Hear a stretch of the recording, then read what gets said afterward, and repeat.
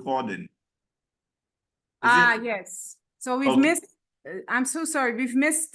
We haven't the input by Lashan. Yeah. Yeah. Sorry. Okay. Yeah. That's really too bad. Okay.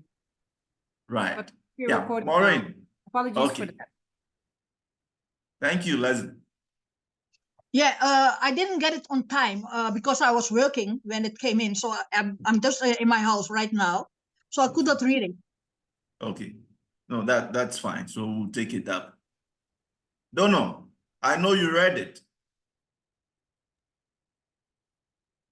Good evening. Yes, I did read the article, Dr. Nemo. I'm sorry, I have my mouth full at this moment. I have to chew a little bit faster because it's also dinner time at my time. But I'm sorry for this one. Okay, yeah, I did read the article, and my thoughts on the article were well, actually, when I start with the definition of slavery, I'm very happy it started this way because so many different discussions. Yeah. You see different types of definitions of slavery. Also, now sometimes in the I also encounter people talking about the they use a different definition like modern slavery, also to indicate things that are happening in sometimes somewhere in Libya or Mauritania. But then they also use slavery for things that happen in Europe within the sex industry or something. So I'm happy it started with the definition, because I think it primarily focused on exploitation. But I think excluding people from society is also part of what this slavery. But when you read the document further, it also is part of it, and also extermination, because castrating people or doing willfully not having them reproduce, etc., or cutting the lineage of reproducing is also something that was mentioned in the article. So it's explicitly exploitation, excluding, and exterminating people from the line of humanity, of killing their DNA.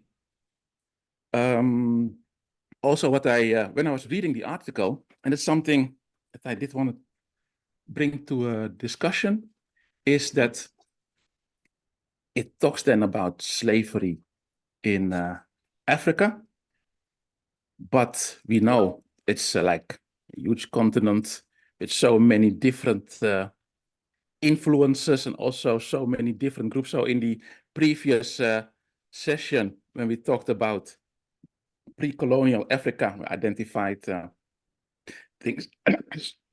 Sorry, I take a sip because of the food. Sorry. Yeah, we identified the cultures in Egypt, of course, in different ones. Mozambique was mentioned. Also, North Africa was mentioned. And in the article, it's like grouped together, but I do have the feeling like it can be totally different across the whole continent of Africa. So we should then also be a little bit more, because then otherwise we use the same way. You notice how people talk about Africa from a colonial, sometimes post-colonial view as one thing where everything is the same. And yes, we know that slavery in the east side of Africa was probably different from what happens in the south side with the other groups of people who were there. It was totally different what happened on the west side, or what happened previously in the old Egyptian societies. But that was a little bit that I was missing in the article, to separate also a little bit the different forms of slavery that were happening on the continent. I think those two remarks, so about the definition and about just mentioning slavery in Africa as one concept. That were the two things that stood out for me. Okay. Thank you. So it's like everything is bundled together. Yeah. As one, which is something that we've been trying to deal with. Correct. We try to be more conscious of that there are so many different dynamics, dynamics and societies on the whole continent doing different and experiencing life and philosophy in different ways. Right. Thank you. Veronica. I'm here. Great. Were you able to read it? And what are your thoughts? I wasn't able to read it. I missed Friday, so I found it hard to follow which articles exactly were for today. Okay. Yeah, and I was out the whole weekend with a migraine, so I'm just catching up now. All right. And That's fine. Yes. Satata, if I got it right.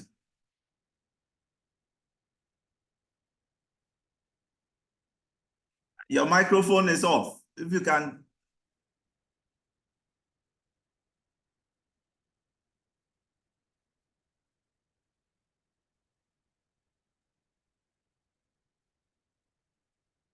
Satat, we can't hear you.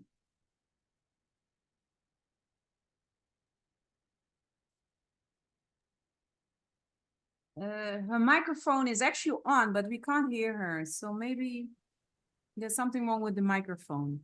Yeah, but she's talking too. I don't know. Satat, can you hear us? We cannot hear you.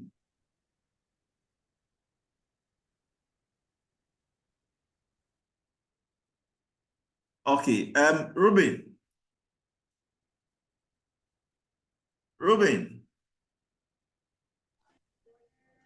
I think I know it's wrong. Is Ruben in?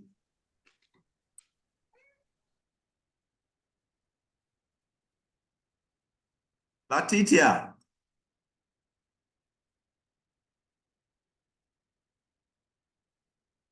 Okay.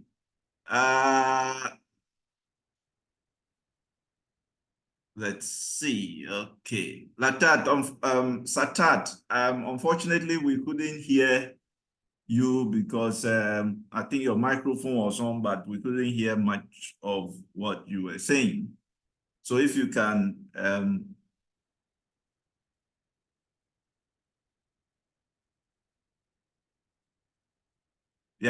there's a problem there. So we'll look at it. So I want us to take it from here. Look at the definition so that we can now. Bijna niks assemble gawang. Joyce. Hello. Anyway, so I hope you can hear me. So I want us to look at the definition and the characteristics that was used by Lovejoy. Excuse me? That we. Can I interrupt? Yes, please. Yeah, so I'm here, but because I'm in traffic, I cannot respond properly. So that's why I'm not responding. So I'm listening to you, but it's very crowded in here. Okay. Okay, Rubio, Okay, that's fine. thank you. Thank you. Thank you very much. Great. Dan kan je kiezen rechtdoor te gaan en dan gaan we naar links.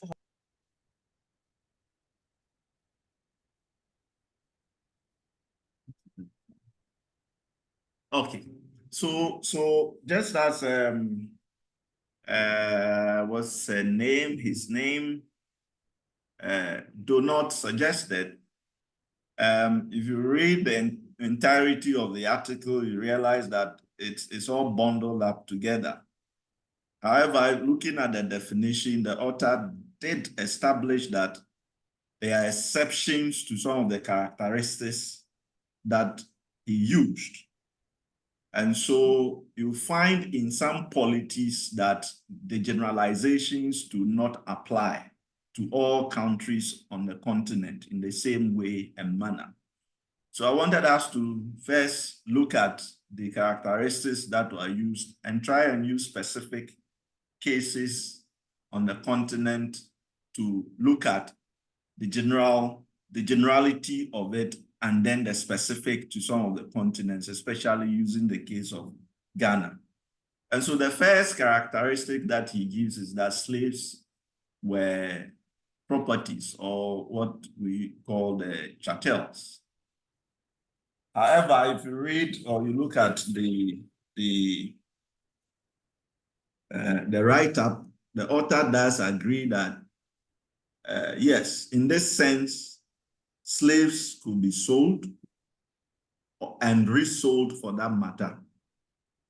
But then admittedly that it wasn't in all communities and in all circumstances that one could sell or resell slaves once they became part of the household.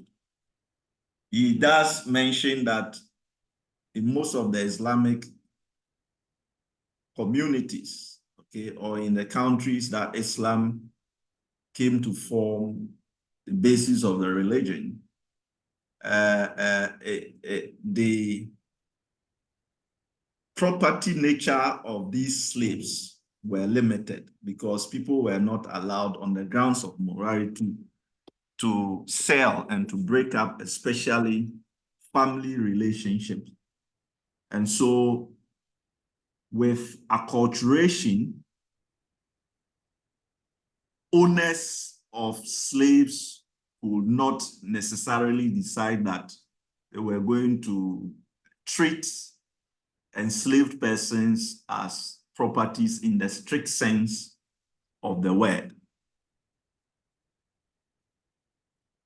If you take the Gold Coast, for that matter, the region of modern Ghana as an example, when we use that characteristics, yes, we had several slave markets. The most popular one was the Salaga slave market, where all indigents of the society could partake in the buying of slaves. But once they became a part of the household, they were rather seen more as servants than as properties. And so in the region of modern Ghana, these slaves will come to enjoy some social rights based on a kinship relationship that existed within the community. And so the decision to resell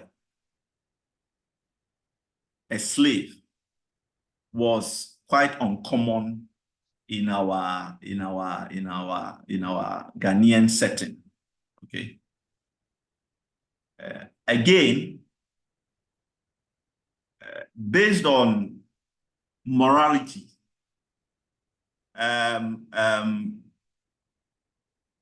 there are linguistic expressions in Ghana that establishes that slaves were also human beings, okay?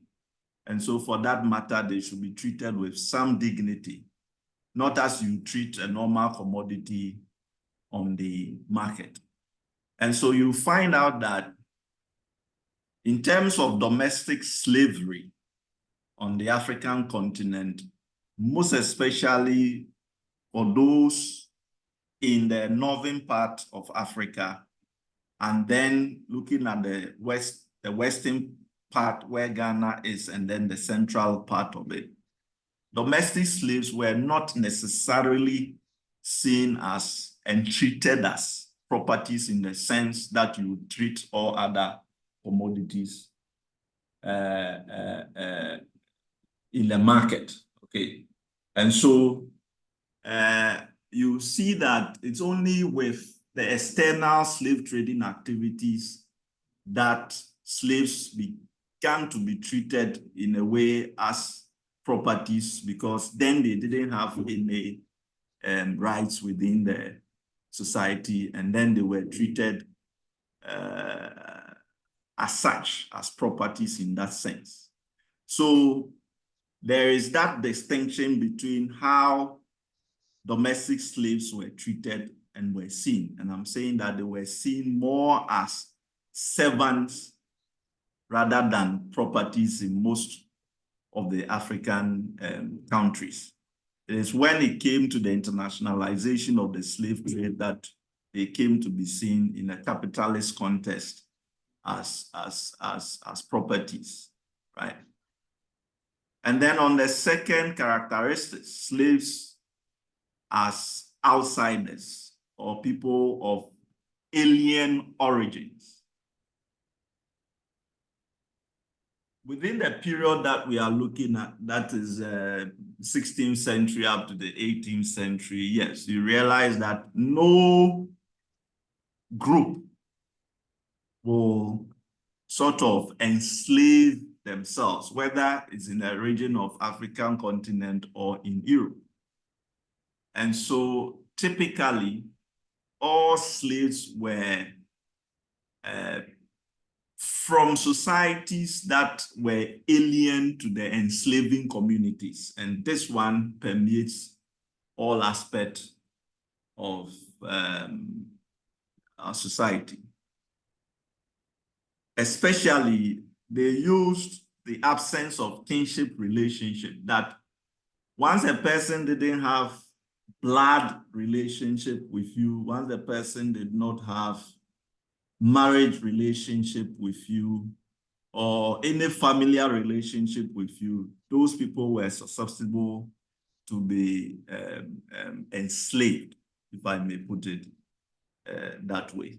So yes, slaves were outsiders in the region. And so you see that except in the cases where we have pawnship, which is where some individuals are used as a collateral sort of arrangement for a debt that the person is owing, that the person then becomes a slave to the owner. You don't find events where people from the same polity were enslaved. Okay, but however, in pawnship, you see that an Asante will be enslaved because the person is serving in the courts or in the household as a result of a family's inability to pay a debt. Otherwise, you find out that in Ghana, the Asantes will only want to buy slaves or pick up slaves from other non-Akan states. Especially they traded or they enslaved a lot of people from the northern part of the country.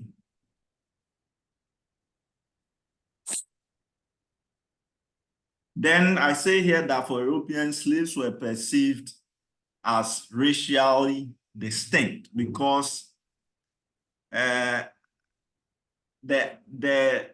technological revolution which allowed the Europeans to now use the Atlantic Sea, which was previously the barrier between these continents, to trade with us, brought two distinctly different individuals face to face with one another. And so using race, using the color, using the physique as a basis of distinction, then they will eventually come to pick up a lot of people who they were racially different from as slaves to serve them. Then another characteristic that Lovejoy uses is that slaves were mostly initiated through violence, that they were acquired through warfare, slave raiding, and kidnappings. And this is essentially also true for most regions on the African continent. However, you will notice that on the domestic front, slaves were mostly acquired through purchase instead of warfare or raiding activities, or for that matter, kidnapping.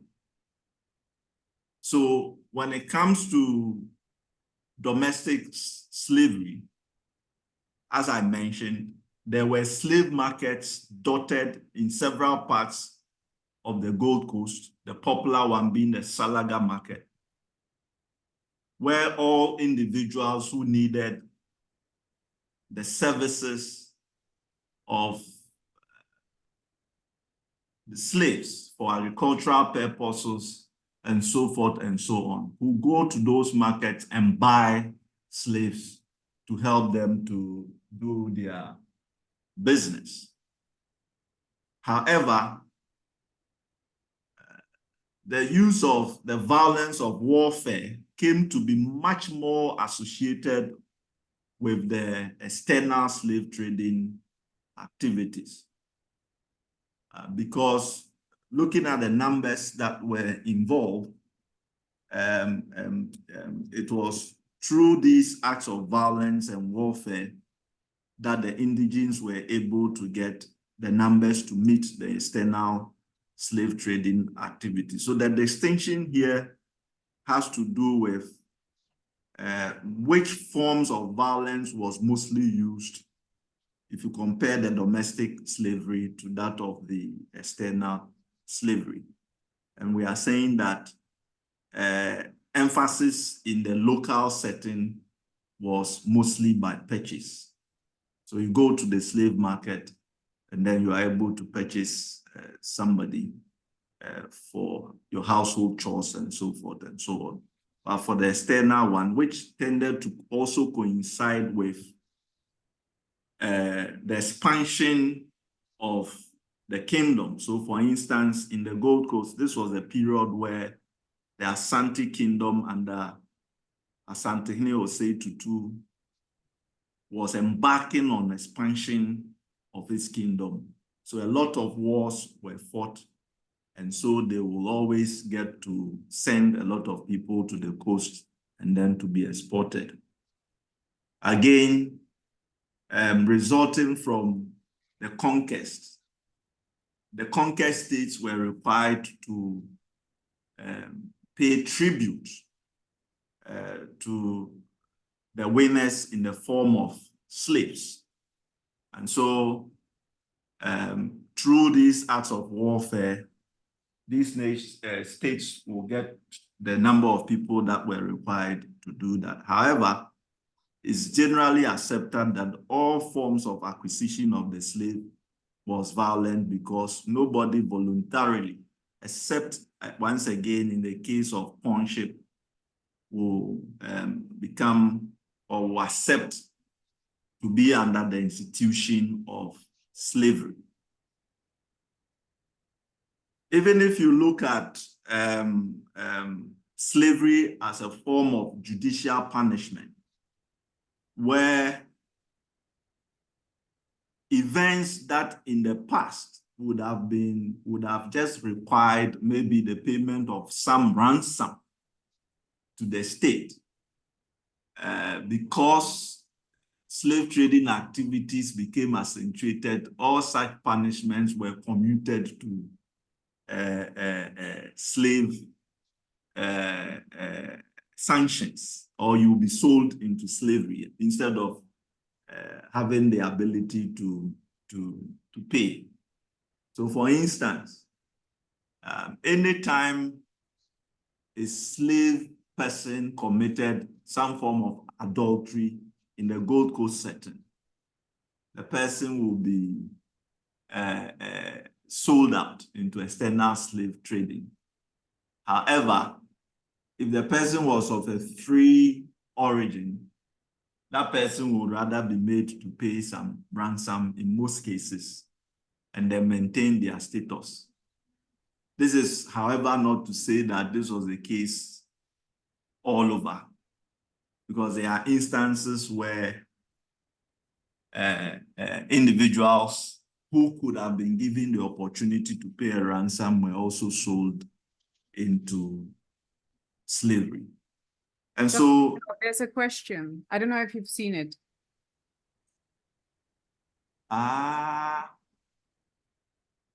okay. So that's from Dono. The article mentions slavery also. Oh, I think you already touched this topic, so I typed it in before you came to this section now. To look at it. Yes. So Yeah, you already answered. Yeah, part we of are the, we are.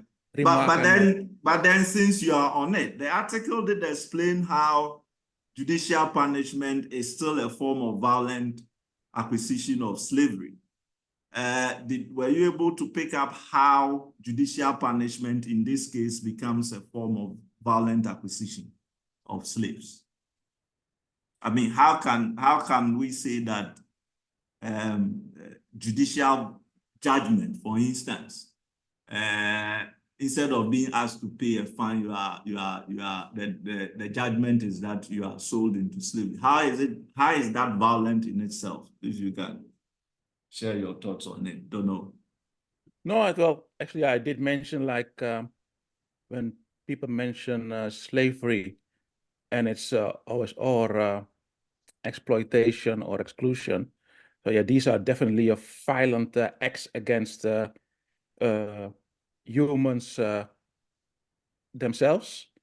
So every form of slavery, in my eyes, would be a violation of human rights, actually. But yeah,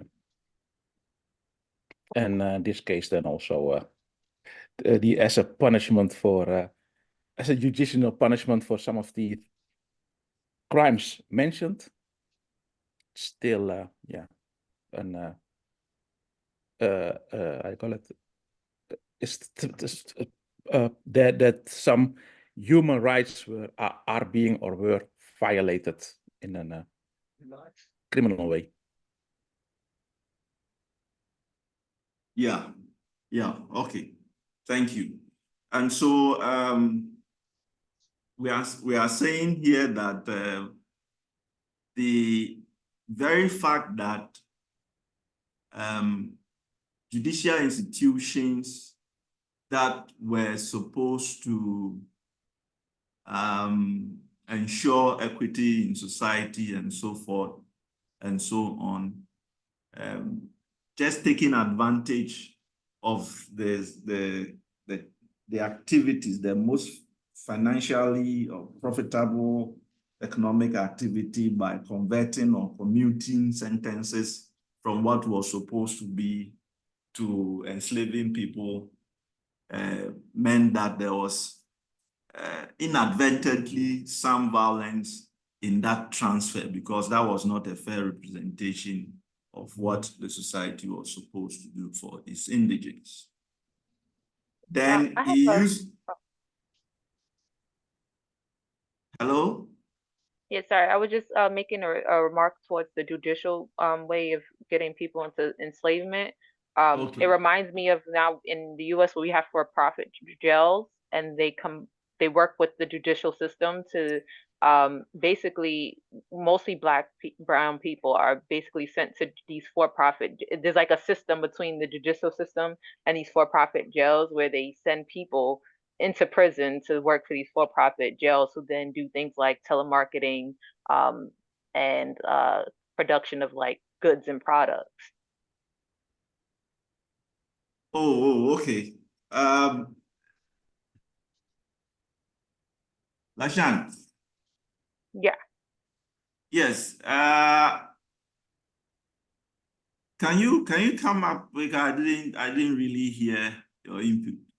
Oh, sorry. Yeah. So in the U.S., there's been recent like uncovering of situations or systems where for-profit jails, the privatized jails, are working with judicial systems like lawyers and judges to basically get people, mostly brown and black people, into the prison system so that they could then use their labor for like telemark. Some of these prisons, for-profit jails, they do like telemarketing. They have connections with privatized companies where they do telemarketing, production of like clothes and products and things like that. So it's like a new Yeah. wave of like how slavery now looks in Mm. some areas of America.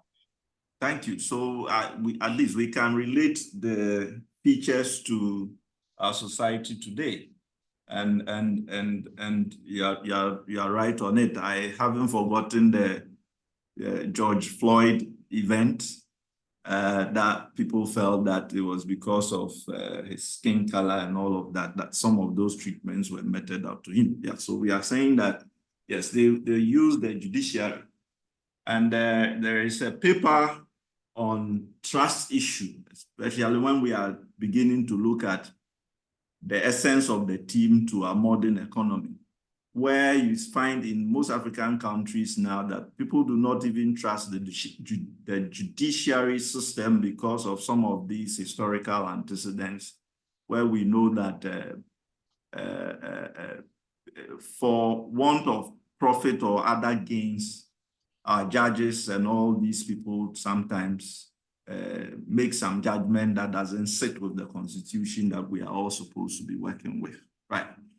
The other key characteristics is that labor power of slave was at the complete disposal of the master. Yes, generally this is what applied because, of course, the key essence of the enslavement was to be able to take the labor of the person for some productive activities. And so you can always link slavery to labor acquisition without making payment for it.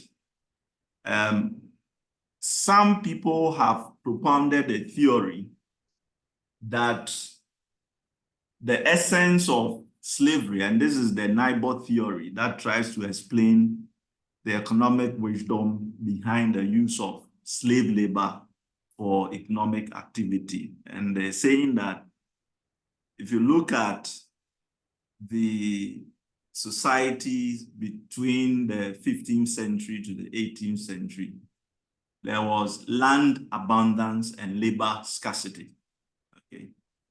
And because of that, individuals had access to these factors of production, especially land.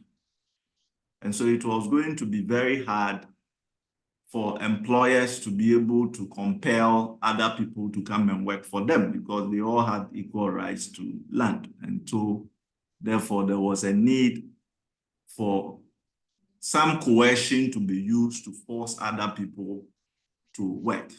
If you look at the Gold Coast situation, I mentioned it last week, that once you belonged to a family, per the kinship arrangement system, everybody had a useful right over the properties of the family. And so you did not have to pay rent to have access to land to farm. The chiefs held the land on behalf of the family members. And so people could easily have access to that. So given that arrangement and that system, it would have been very difficult to pay in terms of wage labor for somebody else to come and work for you on your farm, since we all had access to equal farms. And that is why they resorted to the use of slaves, especially for people who were alien to those communities. But having said that, if you look at the domestic slaves, at least in the case of the Gold Coast, a paper written by Yao, what's his name? Let me get the title right. Yes. Okay. It's written by Yao Breja Mensah. Establishes that most of the slaves that were used on the European plantation farms in the Gold Coast did have some control over their labor power, in the sense that they tended to work for 4 days on the plantation farms and had all the other 3 days to till the land and to produce food for themselves. And a lot of these slaves were actually rewarded with some piece of land to farm on in order to maintain their own livelihoods. And so that situation may be quite different from what existed in the Caribbean and in the Southern American regions when slaves did not really have any form of control over their labor power. But I'm sure you are there. Can you share your thoughts on that, having labor power within the Caribbean? Anybody?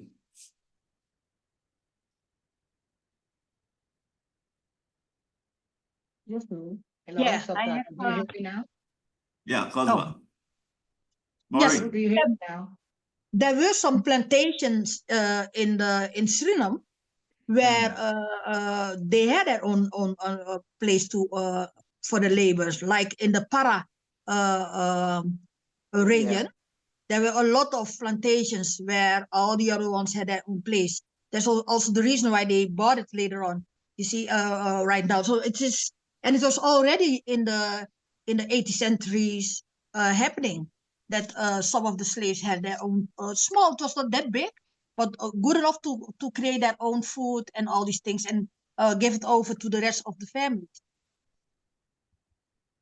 Oh, okay. So at least yeah, some of them Do you have. hear me? Hello? Do you hear me now?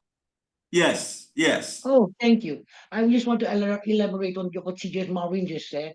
That happened the last 10 years of slavery, my dear. It is like from 1863 till 1873. They were allowed all those things because in the Para region, most of the workers there were wood workers. So you had your spare time, you just chop off the trees and you sit and you gather herbs and all kind of things for yourselves. And there were not so much control because there were not many white people on the plantation. Okay. So that was one of the things that they had more, free spare time to do what they wanted. That's why they could buy the plantation, the 10 years. My family bought together with 15 people. They bought a plantation, and they told me this story. Okay, thank you. Okay, thank you very much. But again, this is not to say that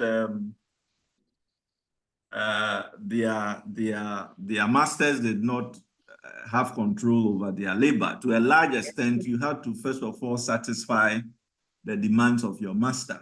So you have to do what your authority wanted you to do before you could enjoy some of these freedoms, right?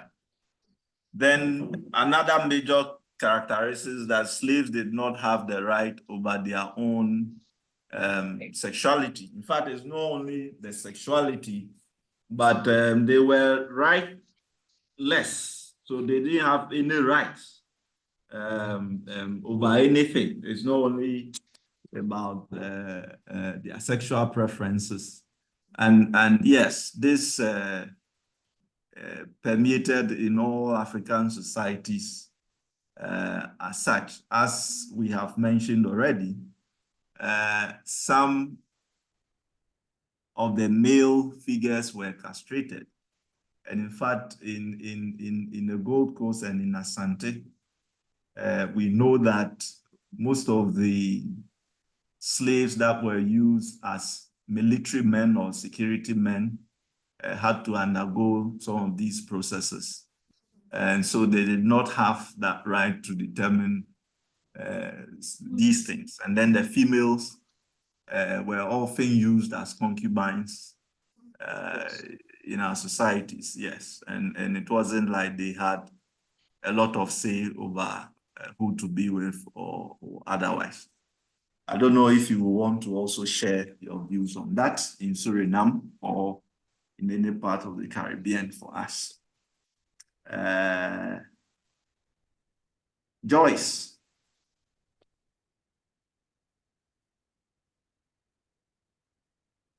Is Joyce there? Abby? Yes, I'm here. Yes. Can I hear your thoughts on this one, please?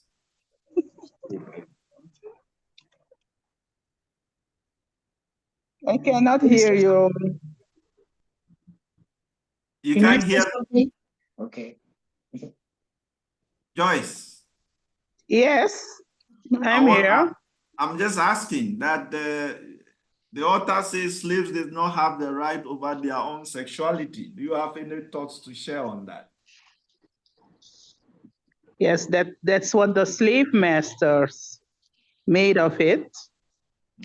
But that's not true Okay. in my opinion. Why so, please?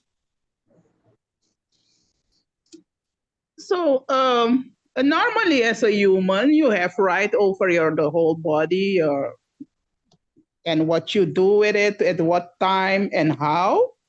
But for the slaves, that wasn't the case. It was like what the master want to do with the slave. That's what's happening, or that's what was happening.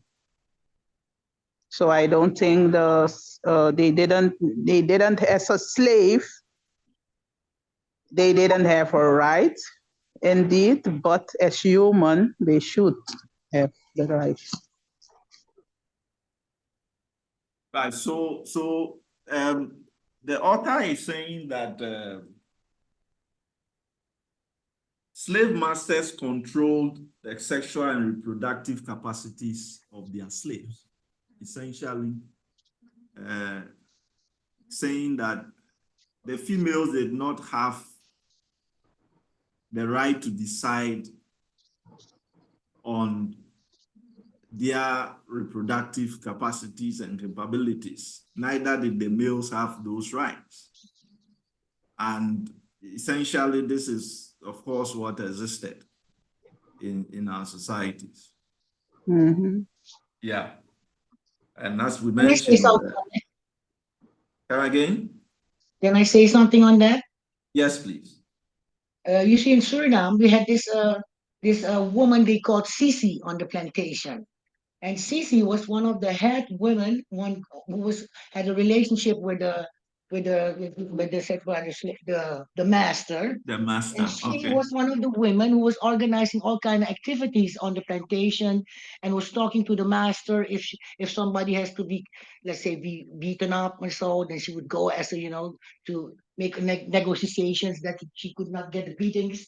So we had a Sisi on the plantation and she was organizing the do. And the do was a form of singing and dancing. I don't know if other people knows this, that the slaves were allowed to do. And while they were doing that, they were escaping. So they were singing all kind of songs, all kind of dances, and one by one they were running out of the plantation. So that is a special time in slavery that I don't hear people talk much about it. Does the group know anything about this? The Sisi women on the plantation. She had a special house. She would get the jarusu. She would get all kind of copper stuff from the master. And if she was jealous, she would sit in a certain chair to show him that she's jealous. Anyway, there's a lot of things that were there. I think it was like on the end of the slavery. I just don't know. I don't remember what year it started, but we had a Sisi on the plantation, like a godmother, or like taking care for everything on the plantation, like a sort of middle woman. Yeah. Look, definitely some slaves had some leadership positions as administrators. We had some in the military and so forth and so on who tended to enjoy some rights. But it's also important for us to know that the ability to acquire some of these rights often depended on the willingness of that slave to have initially accepted their status before you come to enjoy some of these benefits, right? And so Sisi will be given all these opportunities to do much of what she was doing because you will know that then from the onset, she accepted a position as an enslaved person and then decided to work towards that. And that is probably why they got to enjoy all these other rights. So we are essentially saying that masters had the right to have sexual access to the slave women, and then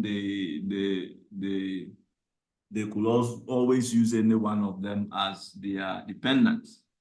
Again, if a slave wanted to acquire a spouse, okay, it also depended to a large extent on their obedience to their masters and the treatment that these masters will want to give to them.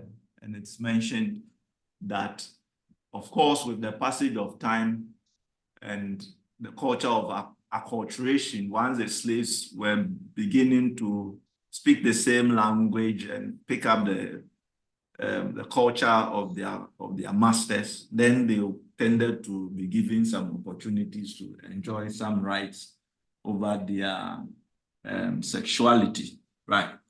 The last characteristics mentioned was that the slave status was inherited. Okay, that children born into slavery were also enslaved for several generations. This was not the case in most of the African continent, especially in the case of the Gold Coast, right? Children born to such unions became free persons. So there was no inheritance in that sense. And probably this is where there is a major distinction between what we had in the domestic setting compared to what you had over there. Can somebody also touch on that for me? The status of a slave being inherited from their parents in Suriname. Oh, you were just a slave. As long as you could walk and crawl, you were working already. Like 3 to 4 years, they were letting you do some domestic stuff, or you were helping go to the cotton field. Children would start working very early, but they had a nanny. Before that time, they start working. We had a nanny who was taking care for all the children. Or if they were sick, there was one older woman on the plantation taking care of all the children. So children were really working. I think from 5 years old already. And they were also being abused sexually. Oh, okay. Yeah. In the introductory magazine that we got for this course, there was an article that spoke about a man whose mom became free. So she was free and he was still a slave. And then after she died, somebody else took it over and then helped free him. So you have instances where the mother is free and the son isn't free, it looks like, and vice versa. So you had to buy each of your family members out. Mm-hmm.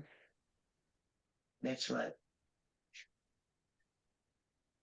Donald, did you say something?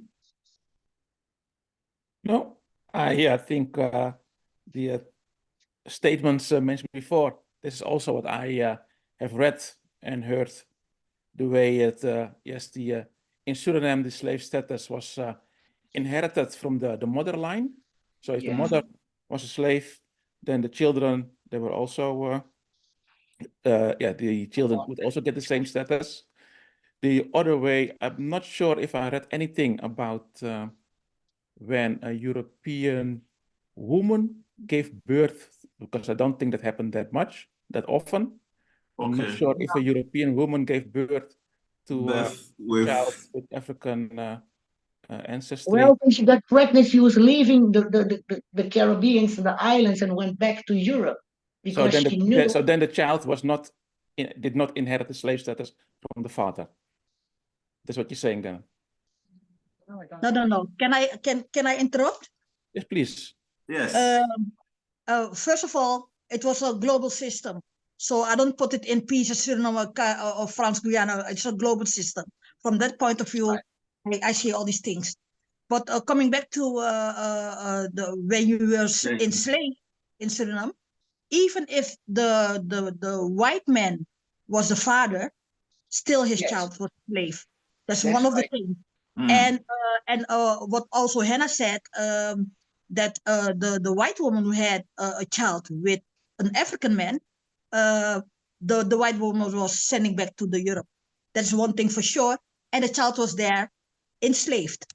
Another thing what was happening, that the child who was has a white parent and an African parent, that child had more privileges, getting That's more right. classes and all these things, so that Special thing. he or she could get a special permission in the system.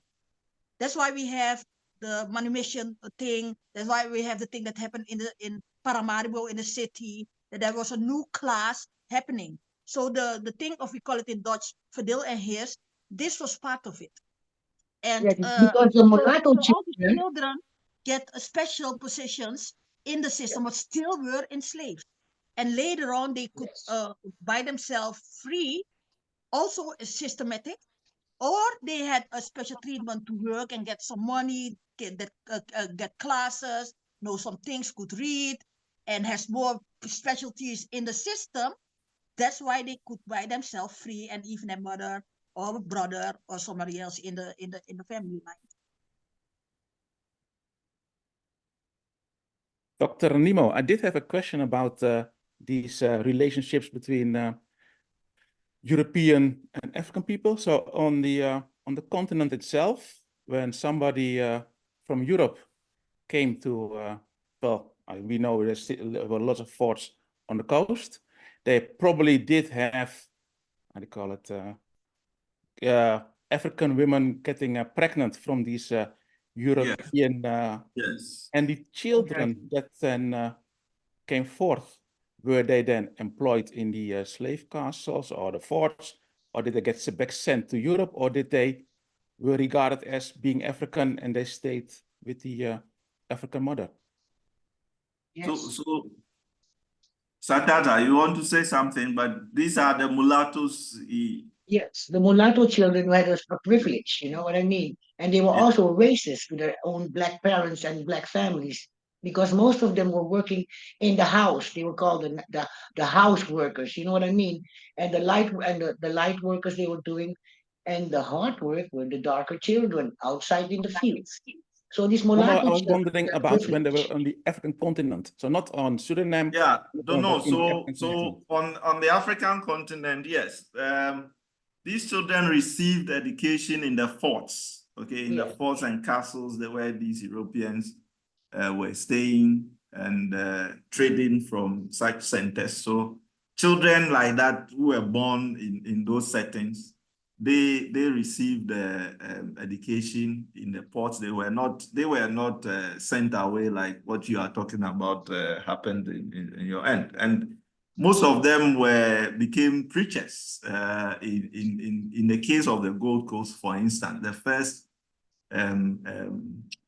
Christian indigenous missionaries that we had were all mulattoes, people from that relationship who came in as a result of these things. Yeah. So we had them here. So the other thing, I think the purpose of slavery in terms of the different, when we're looking at the different systems, like the one in the Arabic countries versus in the Americas, like in the Arabic countries, it seems like they wanted to expand their population, right? And they weren't looking for dominance, aside from like their religious dominance, like they were trying to acquire their religious dominance over the people, but not necessarily to establish racial dominance, which is what you Yes, see they in the were. Americas, which is why you had those systems systematically put in with mulatto, that they did a hierarchy system where the mulattoes thought they were better than this one, or there was like division purposely put in place so that there was no cohesion amongst the groups, and that the slave masters, the whites, remained dominant, whereas there was acculturation and basically assimilation within the Arabic slave system. Yeah, there was that's the way colorism started, you know what I mean? that we start dividing each other in, oh, your hair is good, oh, your skin is so light, oh, your hair is so wavy. That's where it all started, that we got divided through our colors and hair texture, and that is still going on up till today. Yeah. That's hurting. Yeah. Okay, so we've been asked to take a 10 minutes break, but when we come back, we want to quickly look at these concepts as espoused by Inikoro, that between those who were enslaved and those who enslaved them, there were no rewards at all. So he says that no commercial transaction takes place between communities who lose their members to enslavement and those who take possession over those communities. So no formal exchanges took place within the setting. So we'll come and look at these two concepts before we go to look at the traits on the continent as a whole, the 4 types, and then we'll do that. So we have 10 minutes break. We'll be back.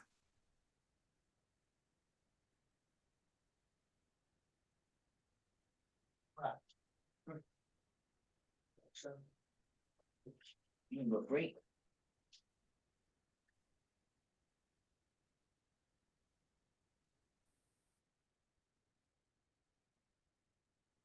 Minutes. Then should I do?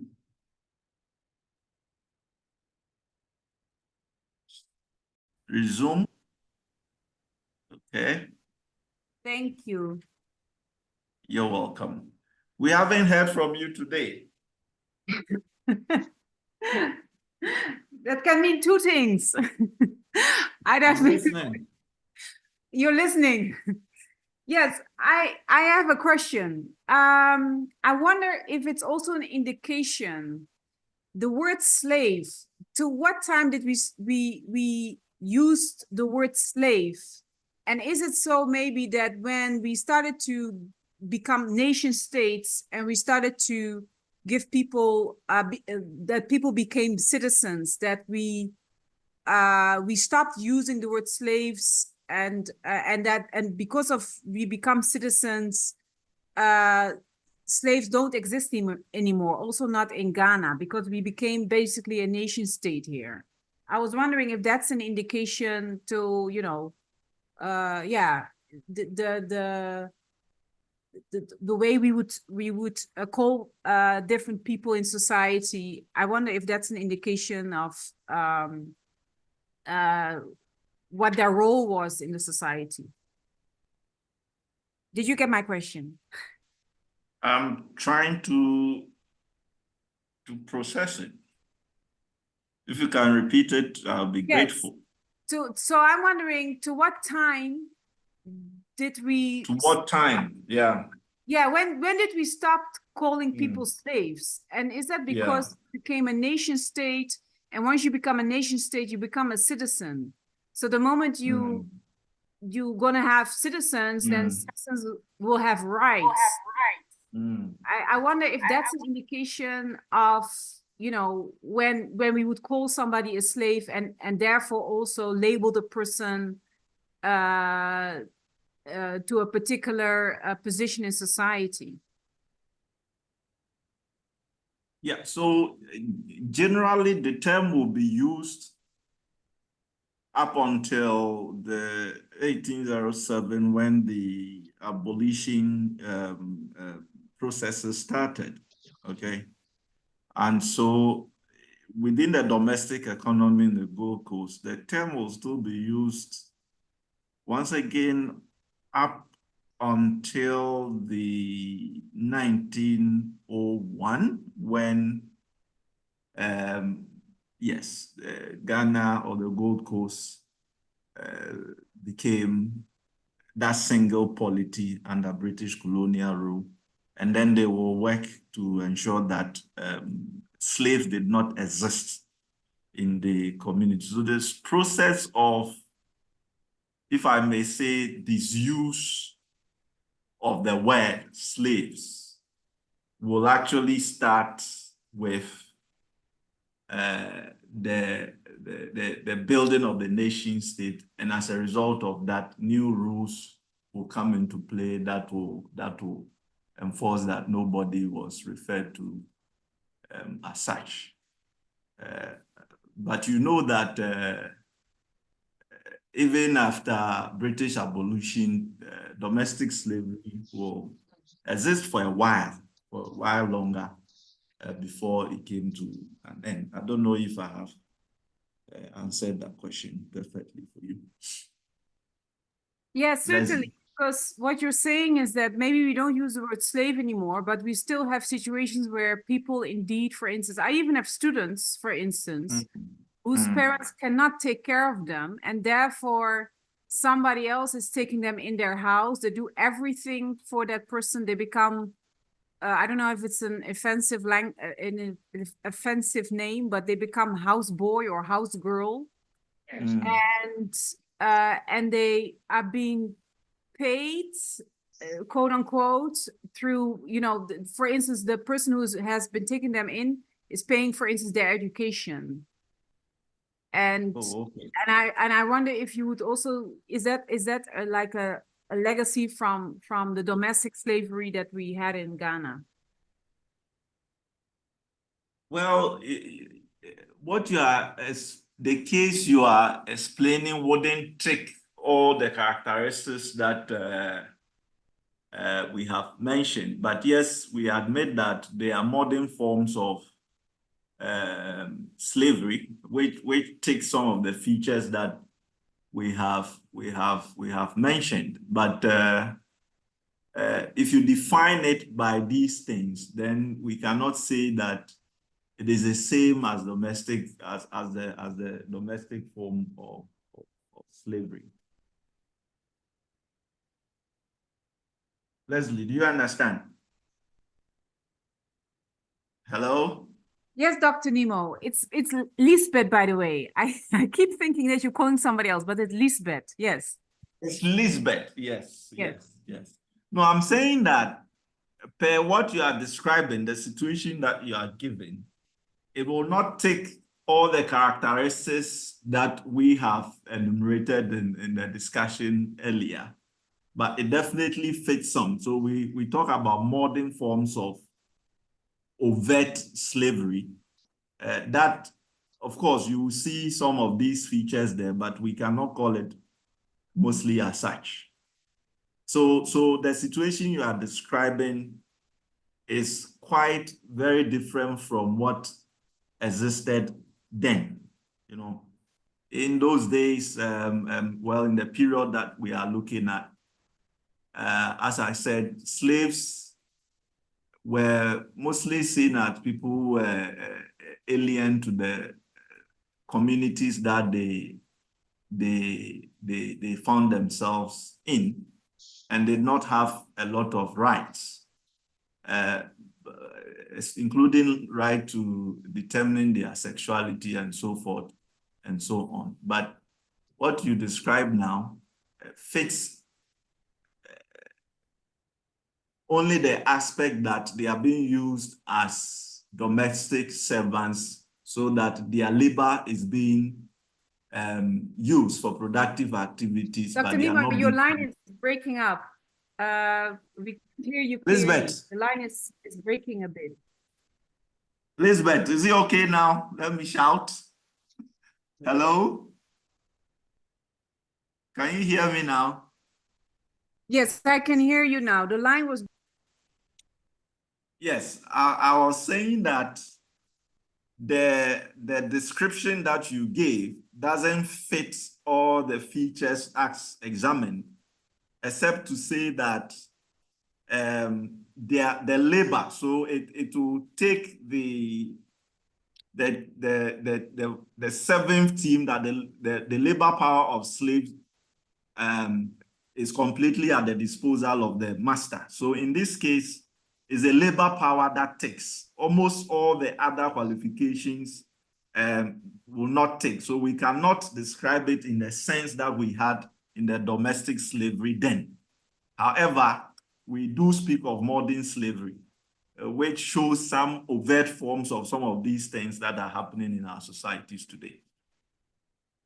Satata, you want to say something? Yes, I would like to elaborate on, let's say, that in Suriname, for instance, only people who went to church, who got married, were more freer than the one who were not going to church and were not married. So if you were married, for instance, your child could go to school. Let's say in Suriname, it was a German school, the Herrenhutters, they call them. And then you could go to school, your children were allowed because you fit into the profile, because before slavery ended, they give the people religion. So the more religious you were, the more you fit in the system of the master. And so these people were granted favors, you know. They were granted favor. They could work for the master and they would get a small fee, but still their position is hard. They were not accepted as human beings 100% still. And in our case in Suriname, they let other people came in, immigrants from India, from China, from Indonesia. So there was a big difference between the let's say the free people and the contract workers. You know, the so-called free people, what we call free, they were not really free because they were not allowed a lot. Just going to church, that was allowed, and if you could if you could pray very well, then you get a special position in church. You were allowed to like lighting the candles, cleaning the church. So people saw that when you go into church, you get more privilege. So religion played a big role in that part, as far as I know that. Thank you very much. Can I edit something about this part? Yes. Okay, Maureen. Let me put it like this. In 1770, this is a concrete example. In 1756, my ancestor came from Africa as a child to Suriname. And as a child, he has to work for Amsterdam. Let me put it like this. So they have given him a lot of information to think like them, but he didn't.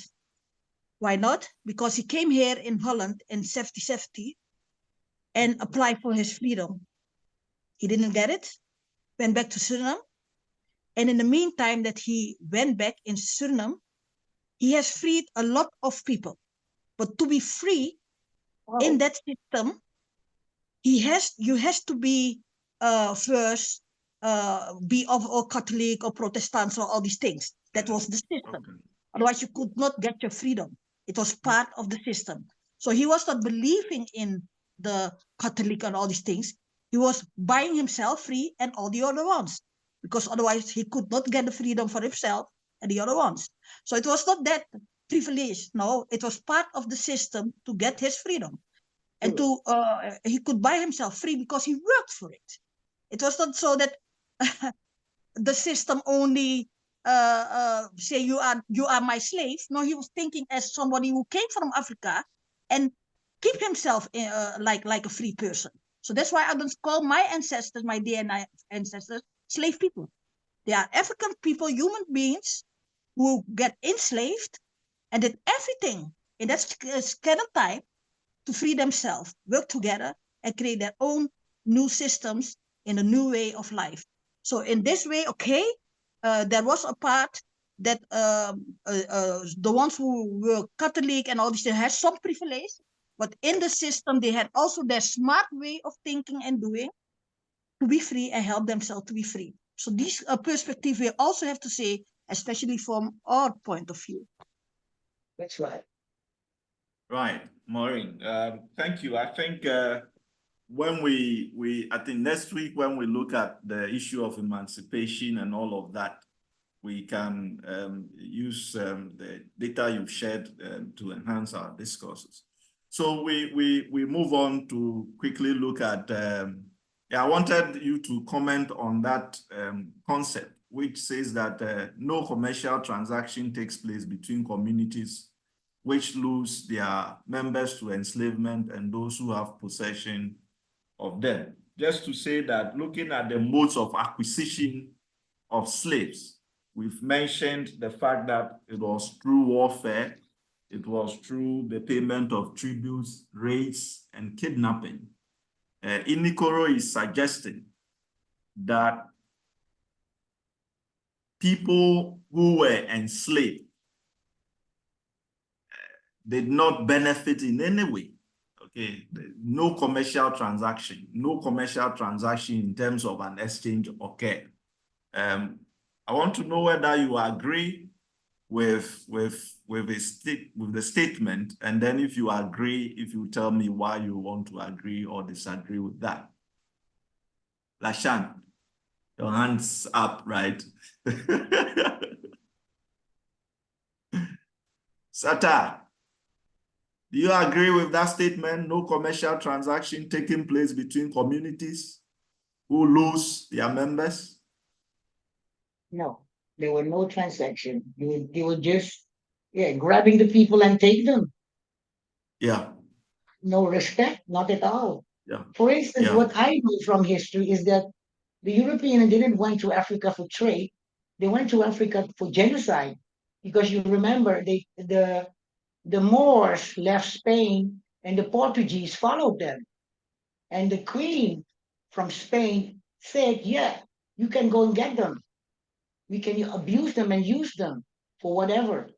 Go and do it. So I don't know if it was I don't know why Africans allowed them to come there and build forts. There's so much I don't know still in my mind what happened in those days. But they didn't came with love to Africa. No.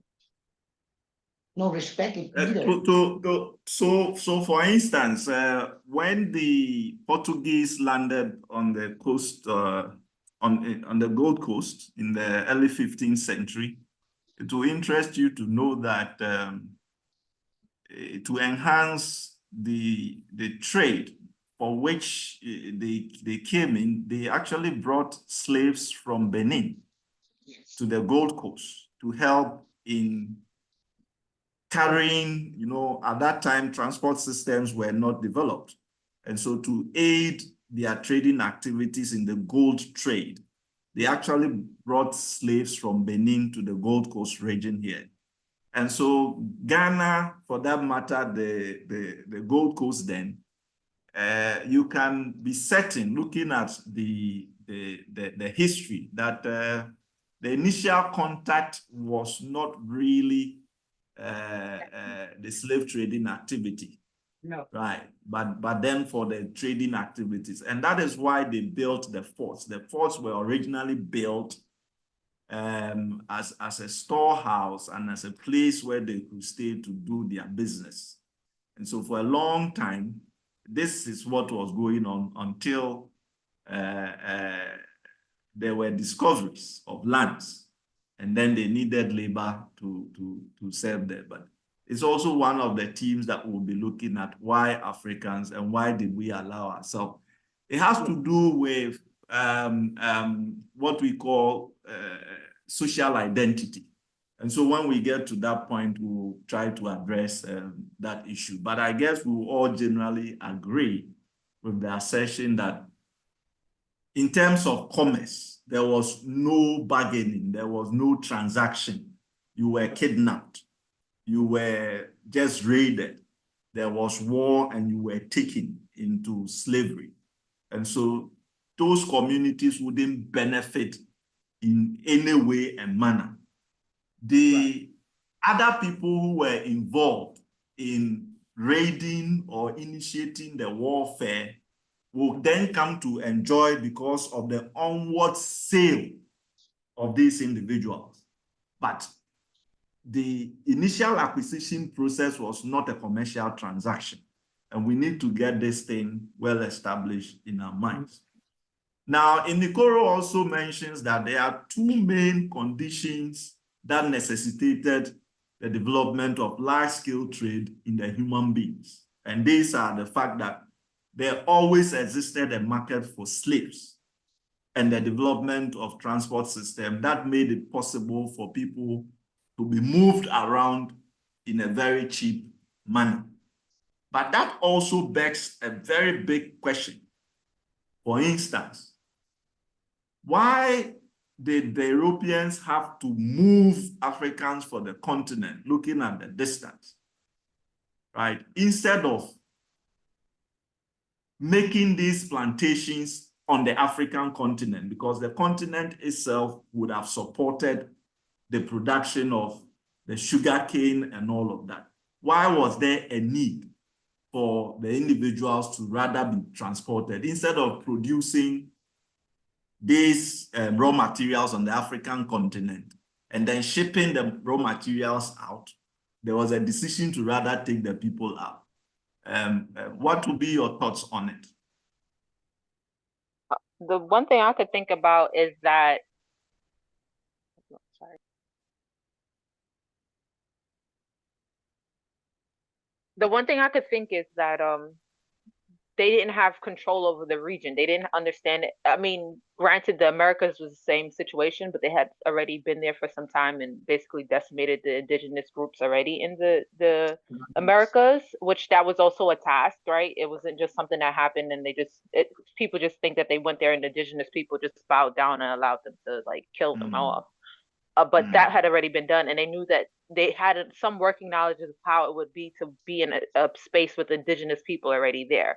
So if they were to do that, there's other surrounding indigenous people that are not captured, and you're gonna have to fight with them, right?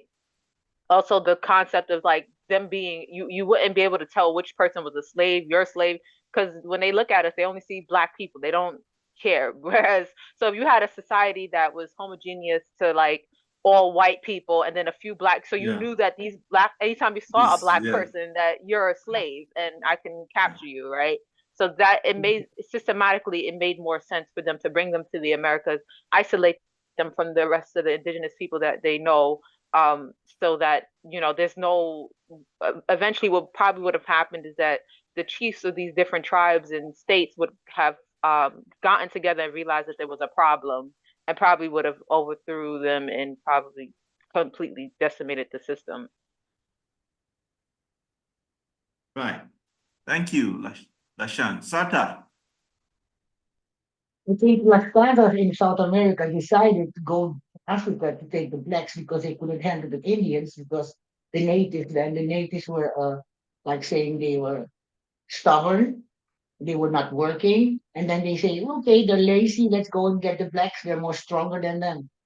Because they could not handle the natives. They could not find them in the jungle because the jungle is complex, and they had no people to travel them around. Like in Africa, they had many people to travel them around through Africa. After they could manage malaria, of course, because in the beginning they were dying like flies. And we helped them out. We gave them medications. I mean, we give them herbs to survive in Africa. So they could go through Africa like so-called explorers, where they were not. They were just murderous bandits and thieves. And and actually slavery is forced slavery. It's not even slaves, because some slaves would in Rome, for instance, they liked their work. They were mingling with the Romans, and they had more rights, and they were not beaten up. But in Suriname, they would kill you for everything you did, which they didn't like. So it was a very harsh form of dominating people in the Americas. Both ways, for the natives and for the Blacks. Yeah, Maureen. Yeah, I also think that first of all, they were private traders who organized themselves in things like the WYC, West Indian Company, VOC. And from that point of view, they start to organize themselves, bring their private African people to wherever they were, and create their own private things where they not even bought. Most of them bought places, but some of them get it from the government. And the people in the government were also the ones who had enslaved African people. So they were all first started from the private point of view and create the system in general. So I think this is one of the perspectives that we have to take very serious. And I'm not only thinking it from the 15th century, even before. Yes, before. Okay. Okay. Donald, it's been, I haven't heard from you. Is he here? Ah, Mr. Sen is not in class today. Okay. So I have to take all the male duties on my account. Too funny. Oh, yeah, I think it was an interesting question you raised. Well, for one, of course, the control of the land in the Caribbean, South Americas was easier for European forces. One, of course, initially they did use a lot of the indigenous people there for also slave labor, but they murdered with a genocide on the different communities on the islands and also on the mainland in South America.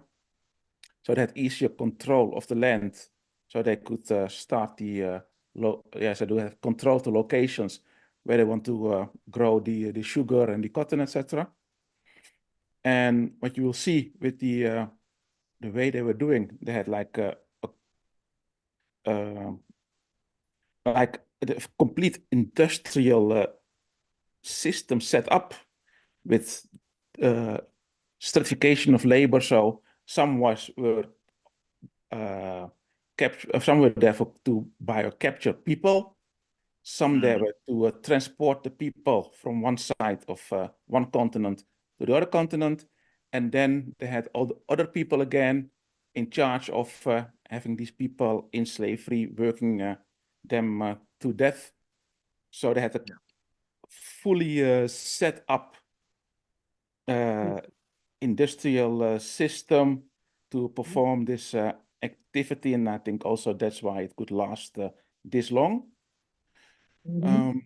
And the people on the continent, they had hardly any visibility. There could be some, but it have hardly any visibility of the the plantation systems in the Caribbean and on the America continent. So because there were, of course, I remember reading about a queen in the Angola region, I think she was called Nzinga, who did fight the Portuguese also to a bit of struggle about providing people for the I call it transportation and the kidnapping. So yeah, there were different reasons why they could not start with this whole plantation system on the African continent. And yeah, you jump to the next slide, and I did have a question on your previous slide no, 4.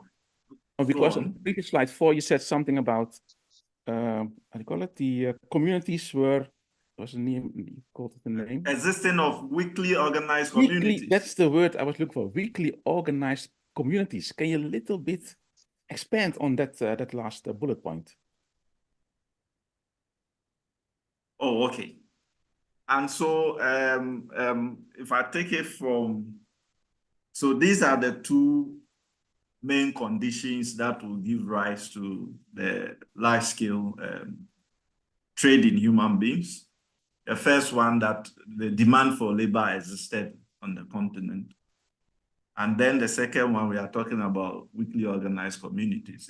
On the African continent, in Ghana, let me be specific. We had stateless societies, okay?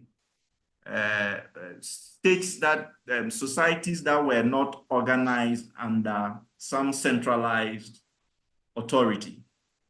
And so these ones were easy prey for enslavement because they were not politically organized under leadership.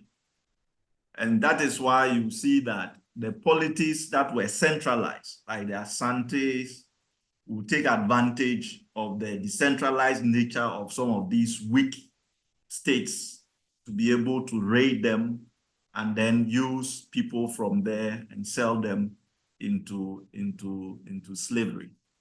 And so the fact that there existed some stateless societies in the Gold Coast will allow for easy raiding, easy kidnapping, and then for the centralized or organized ones to be able to wage wars against them and then pick the people and then trade them with the Europeans. So this is the sense in which I make So the this weakly argument. organized communities were more organized, like I call it city-states, instead of a conglomeration or how do you call it? Of A small, kingdom. yeah, A kingdom with yeah.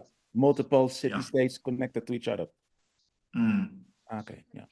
Now I understand the bullet point. Thank you. Okay. So we now talk about the slave trades. In all, there are 4 of them. And we know that the trans-Saharan trade will exist before the Atlantic one that we've mentioned. But in terms of volumes, with time, the Atlantic slave trade will come and take over. And so we had the trans-Saharan trade, which was trading activities in human beings across the desert region. And then the Red Sea slave trade was there. Then the Indian Ocean slave trade was there, all existing at least 800 AD. For the Atlantic one, the first recorded captives from West Africa over the Atlantic occurred in 1441. So can you see this diagram? It's hard, but I don't know. Okay. Can you see now? Better. Right. Okay. So first of all, we identify the 4. Yes, this Sahara. Okay. How do I explain this thing to you for you to okay. So the arrows, the green lines over there, if you look at the width, it tells the number of people that were moved from what region to Europe and then to the Caribbeans. You notice that from the Senegambia area up there, all the way to the West Central African region, the size of these arrows increases. Okay. And so we say that from the slave coast, that is when we are looking at the Bight of Benin, Bight of Biafra to West Central Africa, you have large people being moved out of this region over the Atlantic Ocean to Europe. If I expand it a bit more, I'll share the data with you so that you have access to the numbers involved. Then you will see that, for instance, the Gold Coast alone exported about 1,209,000 people to Europe. Then the Bight of Benin, about 1,999,000 people. And then the Biafra is also doing 1 million plus. And then the Angolan region, West Central African region, also doing some 5,695,000. And you see the destination of most of these people. Southeastern Brazil, Bahia, the Nambuku, Amazonia, Dutch Guyana, British Guyana, Jamaica, Cuba. I was hoping to see Suriname somewhere there. Is it there? And they call it Dutch Guyanas. Oh, okay. Okay, so Suriname is there, right? So this is the movement. This is actually a video I don't know if you can hear, but I'm going to try and play for you to see the entire movement. Voyages.com, using a mixed method of research, was able to use one of the slave ships to take us through how the process of transportation of people from the continent to Europe was done. And so I try to play. I hope that you can listen to it. You can hear it from where you are. If you cannot, I'll try and speak to it so that we'll look at the magnitude of the trades. Please, can you hear? No, we don't get the audio. You don't get the audio? Yet, no. No. Still not. Okay. Then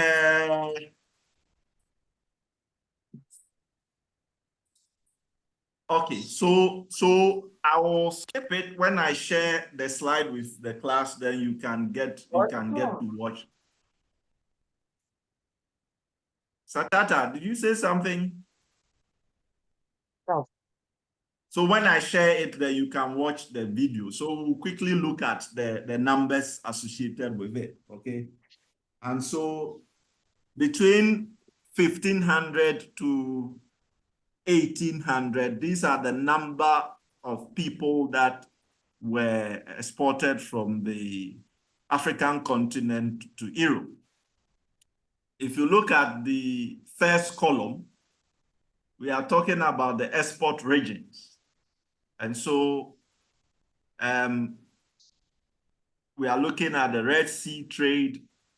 And if you can see from the diagram, this is the Red Sea area. So we are looking at movement from the northern part of Africa across the Red Sea, Egypt, and that part. So this is the region that we are talking about, okay? And this is the Indian Ocean side, and this is the Atlantic side, right? And so from the data,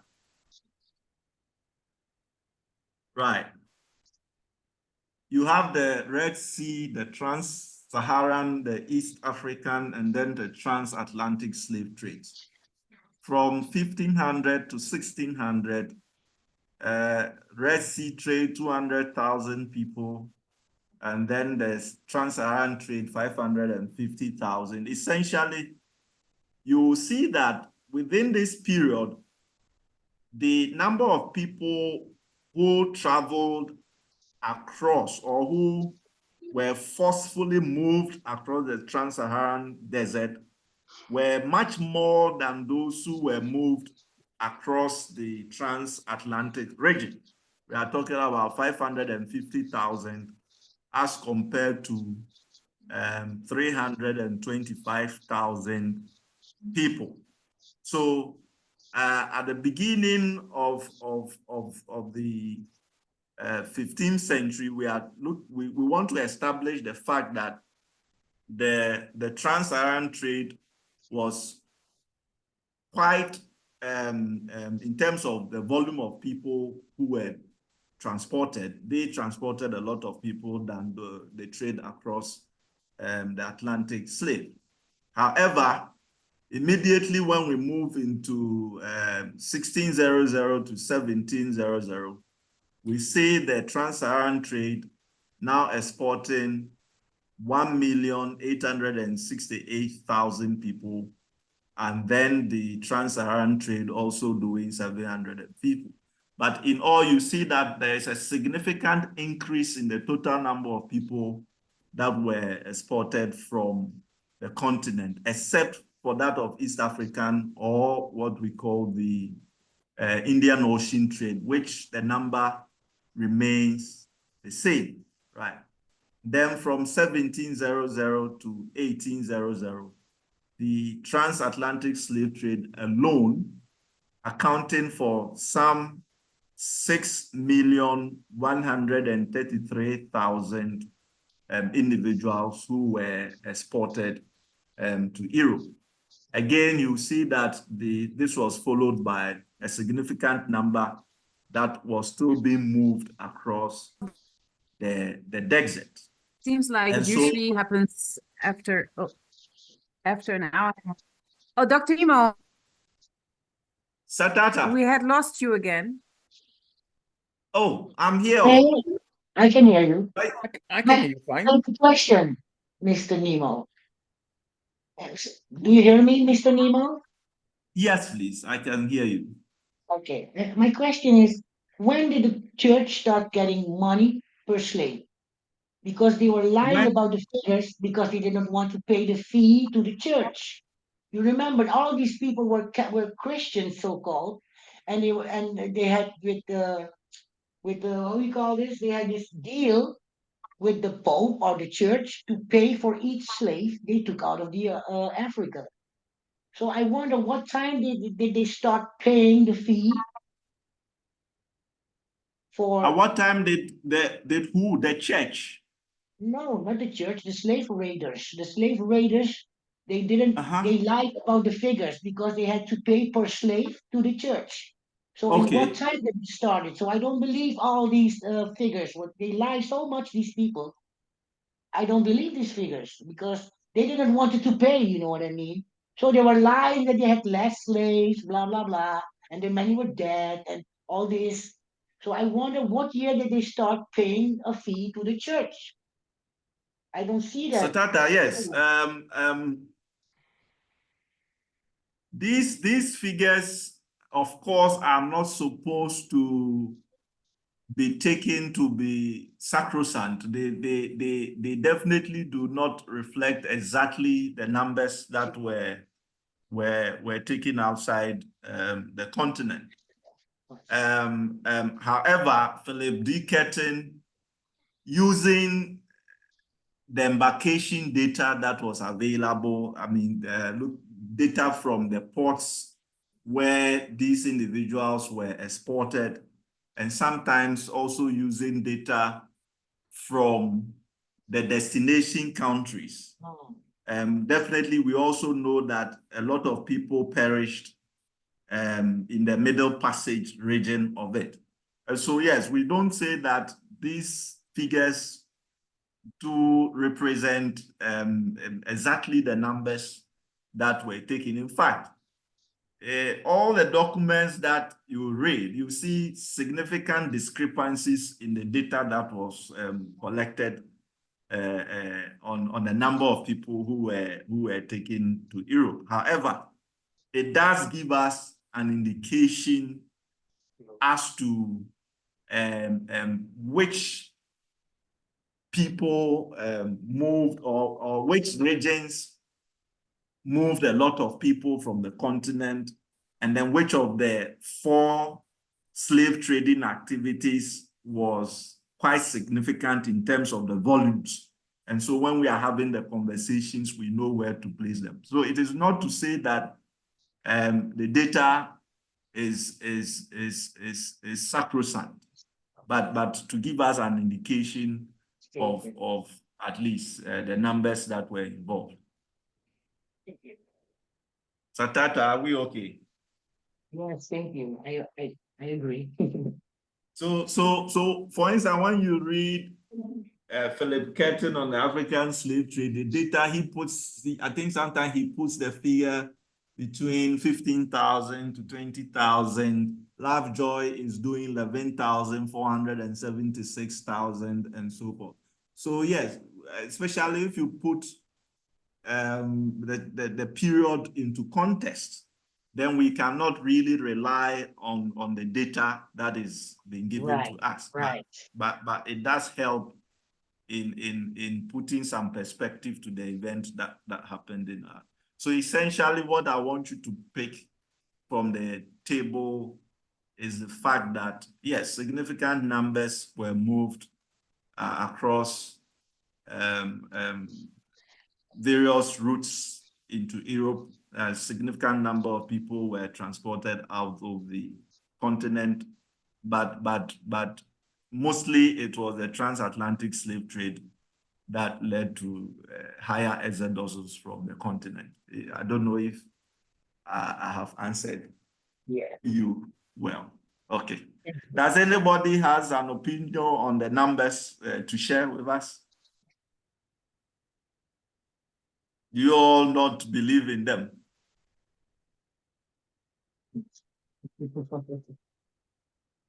Kenneth. Yes, Dr. Nemo. I've seen these numbers before, and Yeah. yes, they have. I also put in the link for the people from in the chat. I put the website of the Slave Voyages database.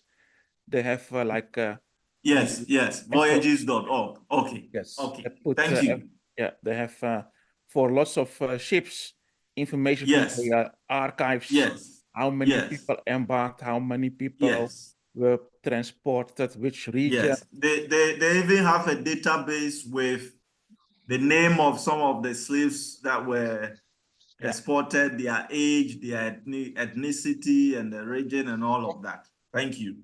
Yeah. So for this information, of course, we have to rely on European archives.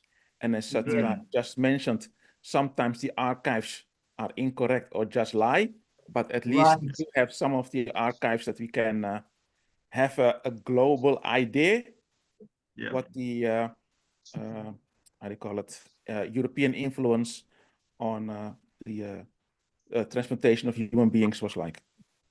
Yeah. Yeah. Okay. So we're good. And so this other table talks about the regional origins of slaves, again in the 18th century, and the figures are in thousands. Okay, and so this focuses on the African continent. The other one we were looking at the routes. Okay, how many moved via the Atlantic slave trade, the Red Sea, and so forth and so on. So this one gives us a picture of the region. Recently, Ghana hosted people from the diaspora on the, or what they call the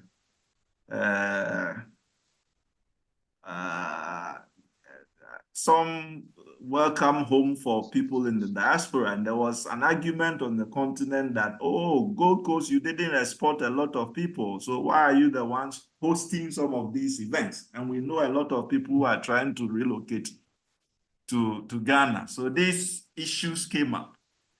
How many people moved from which regions on the continent? And so if we are talking about events of reparations and so forth and so on, who gets what? And so this data too will give us some perspective. So looking at it, you see that a lot of the slaves were actually moved out of the West Central African region. As I was trying.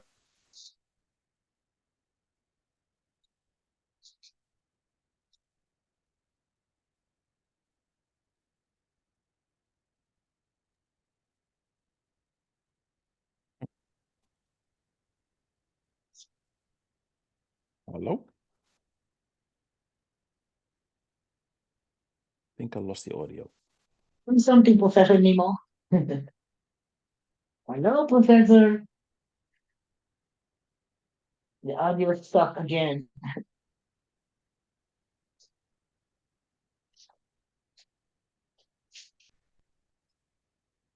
Okay, Nat. I think we Hello, lost can audio. We lose Dr. I think- Nemo again. And we lost the audio. So we'll have a break for 5 minutes, Lisbeth. Yeah, let's have a break for 5 minutes. I will try to contact him through the phone. Thanks. Yeah, 5 minutes break, everybody. Thank you. Or 5 minutes, 10 minutes. 10 minutes, please.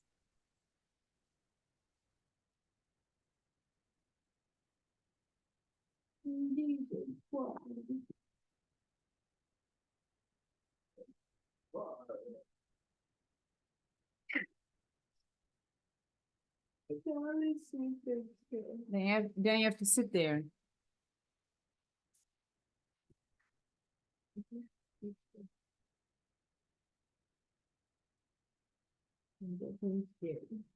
No, don't be scared. We are here together, 20.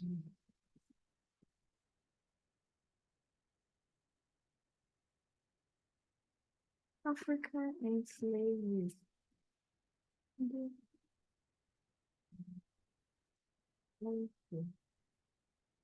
print one for me. You want me to print it? It's difficult to read.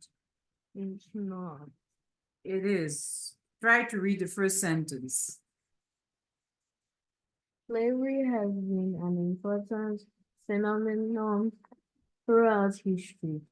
It has been found in many places from classical antiquity to very recent times. Africa has been intimately connected with this history, both as a major source of slavery, of the principal areas where slavery was common. Indeed, in Africa, slavery lasted well in 20th centuries, notable longer than in the Americas, but with such antiquity and persistence require explanation both to understand the historical development of slavery in Africa in its own right and to evaluate the relatives and causes of the slave trade.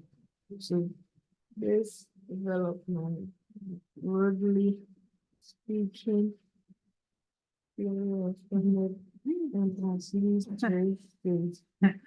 somebody is asking, who's reading? Yes, introduce yourself. Who's reading academic material? Who are you? What's your name? Hillary. Hillary, and how old are you? I'm 10 years. 10 years old. And you're reading slavery. Yeah.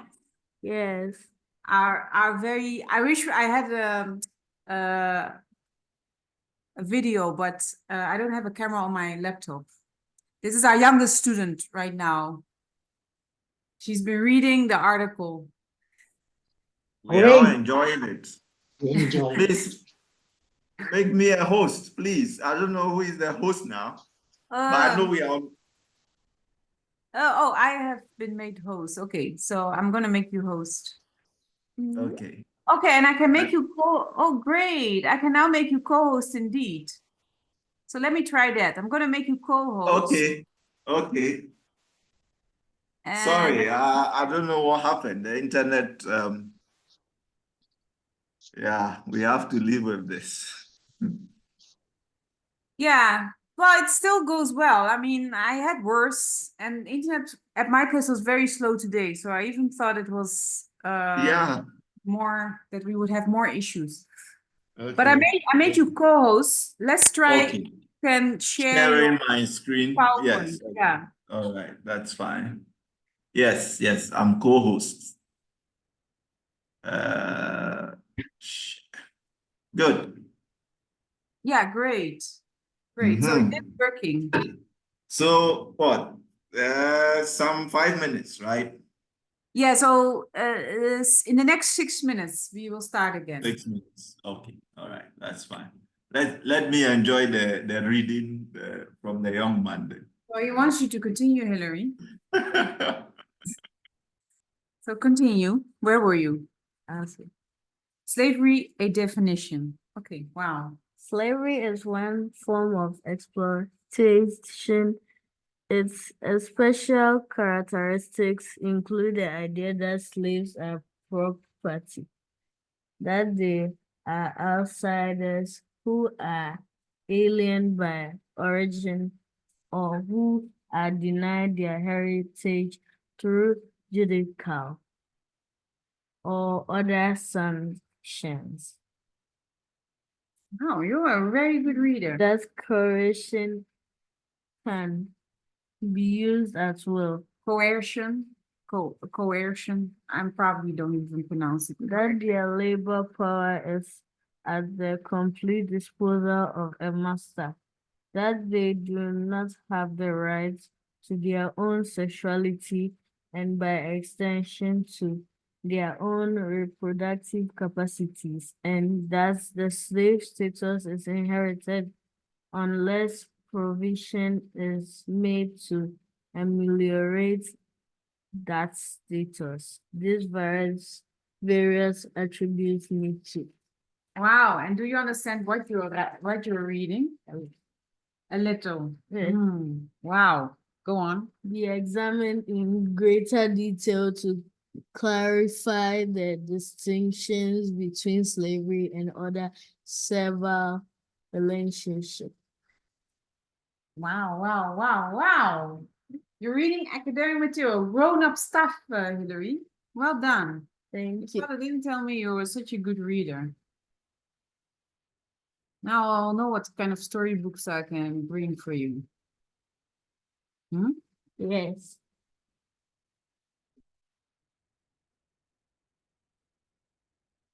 Let me see if I have something on the computer.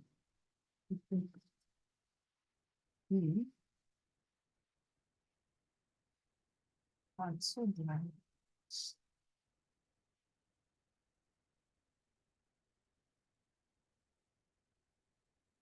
Let's see what I have here. You like to read? Yes. What kind of books do you like to read then?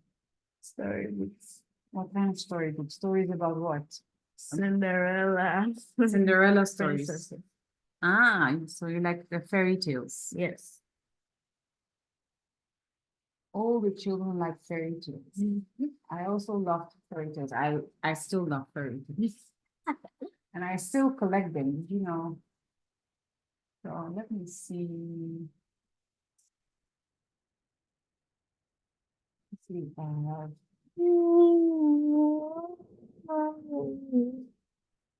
Oh, this is a nice one. This is a drama play.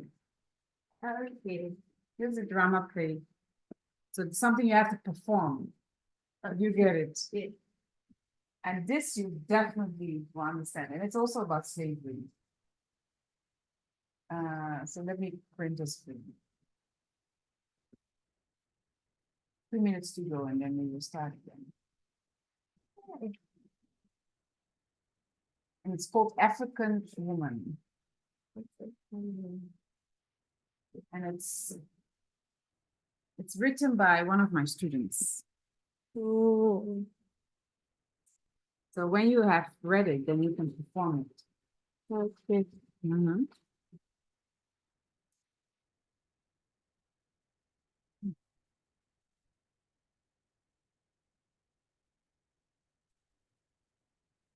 Okay.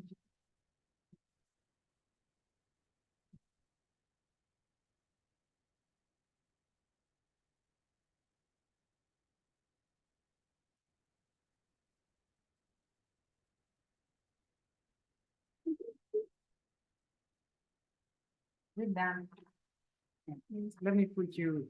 Let's see if the stapler.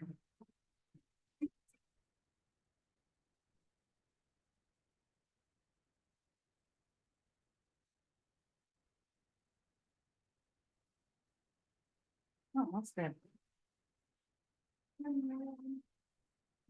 Get up to me. What's that?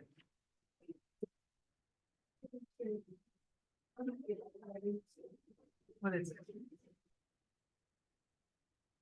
I don't even know what it is. Here's your drama play. I think we're about to start again.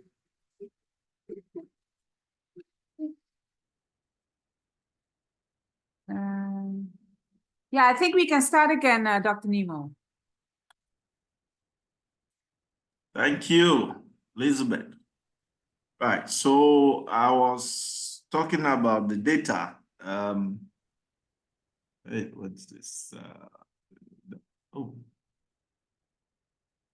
okay, that's fine. Right, and so just to establish the regions where a lot of people were taken out from the continent.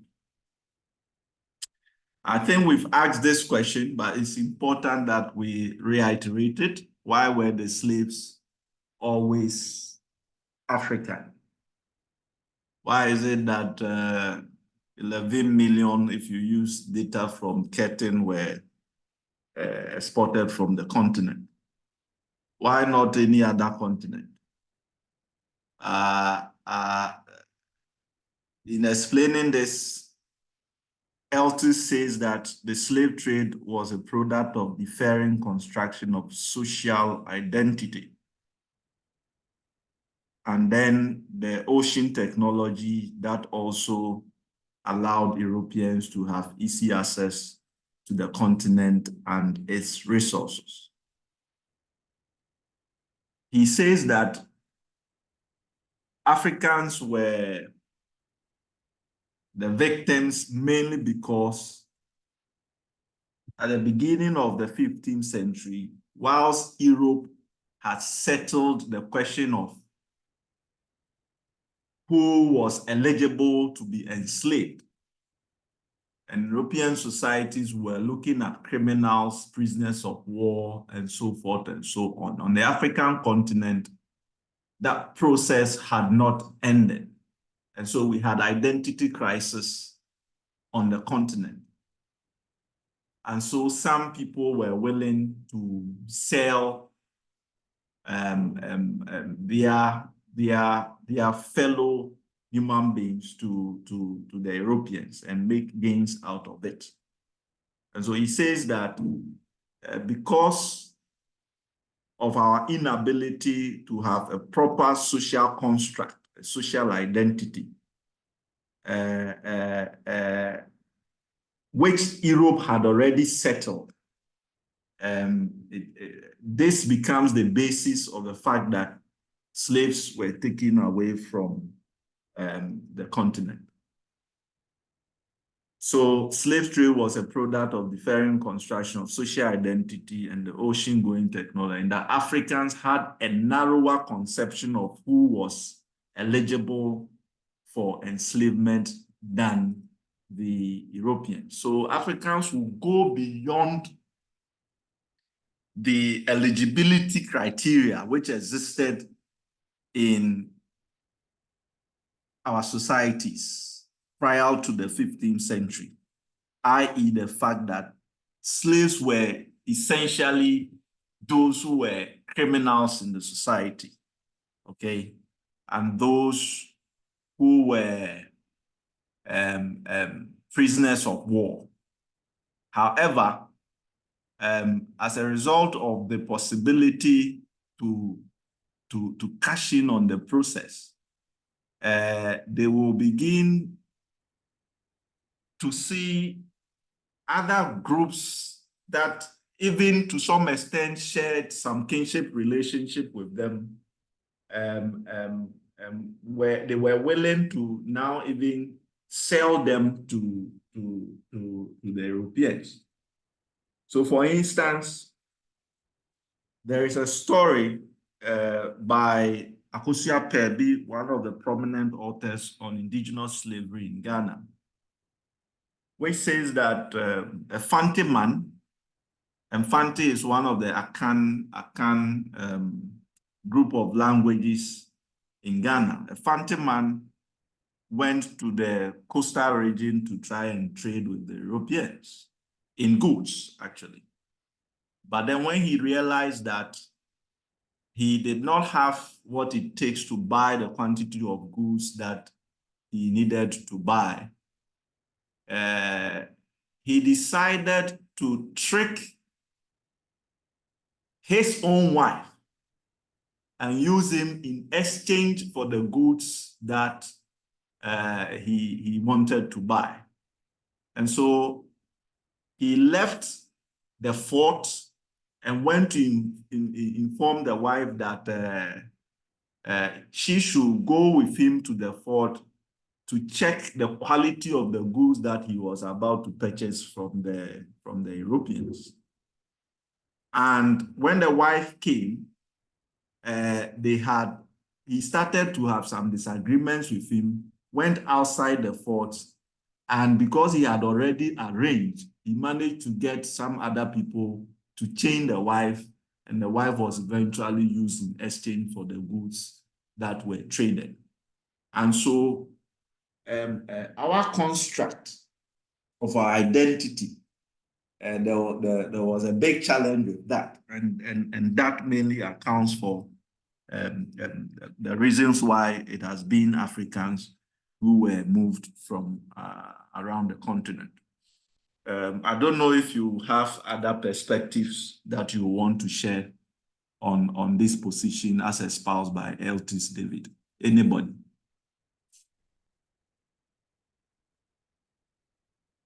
He puts the reason for why slaves were always Africans to the fact that our construction, the construction of our identity as a people, right, took quite a long time when Europe had already established that. As Lachanda mentioned earlier, they saw themselves as whites and all of that, and so there were limitations placed on who could be enslaved, even within the European communities. But when it came to Africa, even within the same polity in Ghana, and I've even given you an example where people who were related by blood will still want to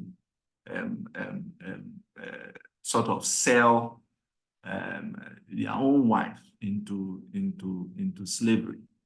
And you see friends being tricked into slavery. Several accounts that shows that some people within the African community were so much willing to sell other people into slavery, and that he thinks is the reason why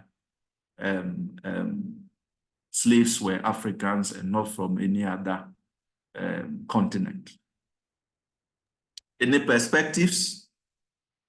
I don't know about that too much because I feel like white people would did the same thing to each other if the opportunity was there, right?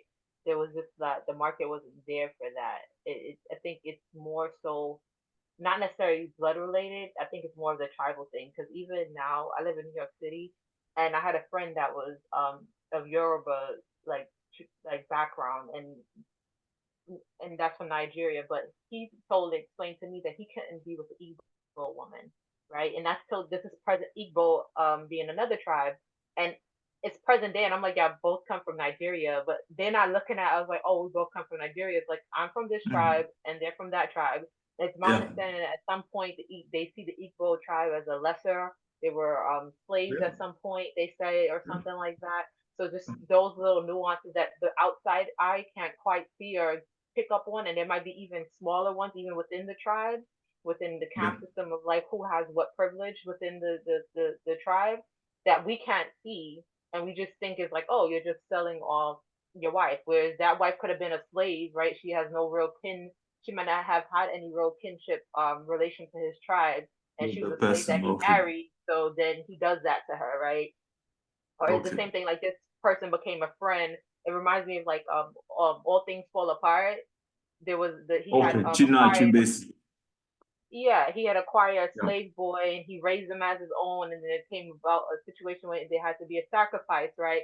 But this person was, they're like, oh, he's better than your own son. You love him. Why would you kill him, right? But it's bigger than that we can't see it. Okay. Yeah, I get it. Satata. She there? I think they were giving them guns. I think they were giving them guns to destroy themselves. They give them ammunition, guns, and the tribes. Not the tribes. I hate the word tribes because tribes means triple. Yeah, so we use ethnic groups. Ethnic groups, yes. Thank you. Yeah. Thank you. And they know that there was some things going on between these ethnic groups. So the definition became by that: conquer and rule. Divide and conquer through weapons. Yeah. Okay. Right. Saskia. Yes, I'm here. I think that you will always be African because the roots, the origin is always Africa. So it doesn't matter where you are or on which conditions you live, the roots will be always they will be African. So the descendants of African slaves will always be African. That's my opinion on this. Oh, okay. Thank you. Maureen. I'm agree with Saskia. That's my point of view too. Okay. Yeah, Kenneth, I've seen that you are on now. Oh yeah, I'm back from the break. So, yeah. So, I think, like I mentioned before, there was already I got a complete industry set up to capture people or kidnap people and bring them to the Caribbean and South American region. So that was one of the reasons why they could this system could keep on going. I always do wonder because I read when you what's on the slides. You say there's a different construction of social identity. Identity, yeah. And you said the social identity was more focused on the ethnic groups that people came from, instead of a broader one saying we are from the same continent, like all the Africans. European says we are from the same continent.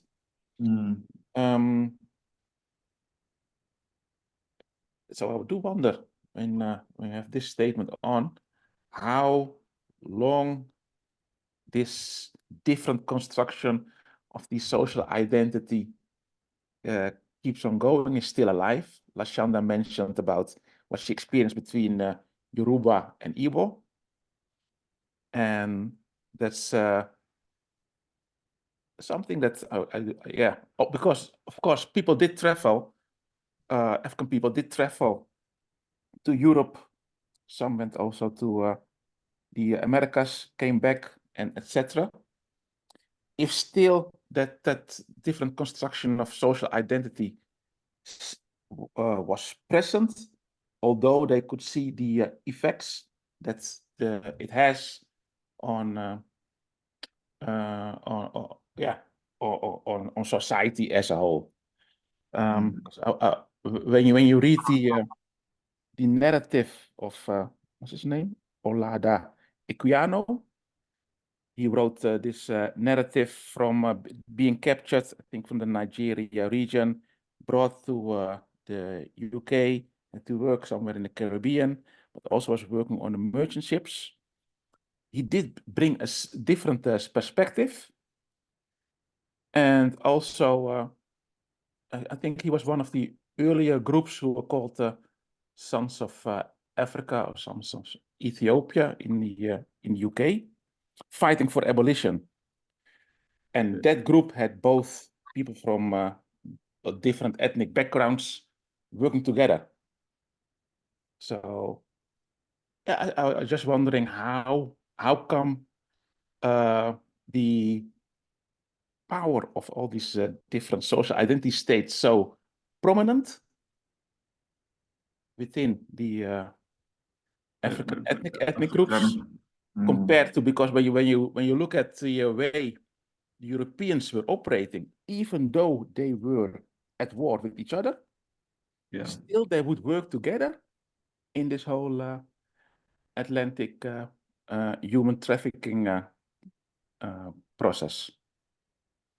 So yeah, that's something I was like, okay, how come this identity of the social, how come this social identity was this strong and this prominent that they could not move beyond it? Lisbeth, do you have a thought on this? This is deep. How come that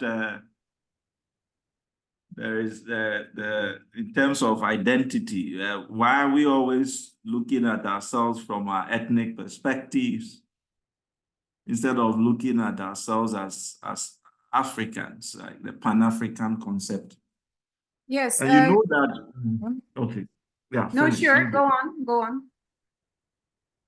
No, I was going to say that, and so one of the challenges we are facing in contemporary society is the fact that we exist as states, but not as a nation. We are still, you see, everything we do now, even our elections, have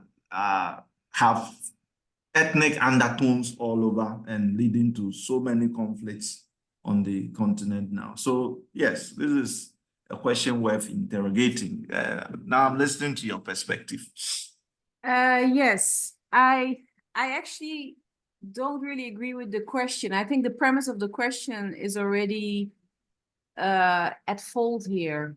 Why were the slaves Where the always slaves are African? always African. Yeah, because what you're talking from which perspective? You're talking, I mean, there are also other people, other races or other ethnicities that were enslaved. So we are talking about the transatlantic slave trade. yes. And I find it I find it question a bit troublesome because you're not being enslaved because you're African. You're being enslaved because they found another group of people found a way to dominate you or to control you or to how do you say that? To fool you. You know, I think it has more to do with the fact that the Europeans came with a different intent. They didn't come to do trade on equal level. They came to confiscate the land. And the land is too fast, the people are too populated. So they started by, you know, trading, exchanging, taking over pieces of land. But of course, the ultimate goal, I think, was to confiscate the whole continent. And that didn't, and they used the slave trade for that. They used enslavement for that. And they used their technology for that. So one of the previous speakers was talking about the Europeans had come here to commit genocide. And I think that's a false statement, because it was not about genocide. It was about to have complete control over the resources, not only the natural resources, but also the human resources. And they succeeded in that very much so, but not entirely. And so for me, the question is more about, you know, with what intent did people come here? With what intent? Who was fooling who? I don't think it's an identity crisis, to be honest. Because also, that's also another reason. Identity for me. Oh, sorry. Am I? No, go on. I'm listening. Identity, the way we talk about identity sounds very much like a social construct, a social concept, meaning it's not always about, it's a social construct that we make in our minds. We can think we are from a particular tribe. We can think we are from a particular ethnicity, especially if you have a particular skin color. But in the end, these are all social concepts based either on color or ethnicity or whatever. But what is actually real? That we are part of the human race. That's real. And that the human race has different divisions. That the human race is living in different in different continents, and because we live in different continents, we have also different cultures, and so I don't think it's an identity crisis. I do think that people, Africans, had an identity. It's just not maybe not the same concept as what the Europeans had. Okay. And so yes, so I don't know if I'm trying to answer the question, but I find it a bit troublesome. What the question does remind me of is a book that I read during my history studies years ago. Okay. That talked about why, you know, the history course that I did back then was very Eurocentric. So the course was talking about why were the Europeans the ones who got on a boat and started, sailing, Exploring, okay. and confiscating other parts of the world. Why were the Europeans the ones who were doing that? And is it because they were European? Is it because they were white European? No, of course not. It's because during those times when they started making those long voyages, the Western Europe was very much populated, and there were a lot of diseases, poverty. Right. So people, it was forcing people to go out and to find greener pastures or other natural resources.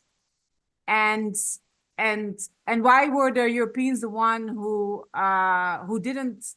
Why were the Native Americans the ones who died by multiple times because of the disease that the Europeans brought? Why did the Native Americans die and not the Europeans die? Because the Europeans had already built up their immune system because they were coming from a so much populated area. And that's some of the reasons why they explained why they were trying to explain that question in that book about why were the Europeans the one who were, colonizing the rest of us. So that's another aspect that I wanted to point out. And I will stop here, I think. Yes, but Elizabeth, just a quick one. So given that it was Africans who did wage these wars, who did kidnap their fellow Africans and sold them into external slave trading activities, is it to suggest that, so we want to find out why did we lend ourselves to that process? So, because you are not suggesting that we did not play any part as Africans in helping them perpetuate this activity. Oh no, I'm not suggesting that. I'm not suggesting that at all. Yeah. But I think there are different aspects that that contributes to that. Such as, for instance, the fact that they were tricked. Such as, for instance, the fact that they thought, some of them may have thought, that if I give some of my own people away, they will leave or something. Yeah, they will live somewhere and maybe even can climb up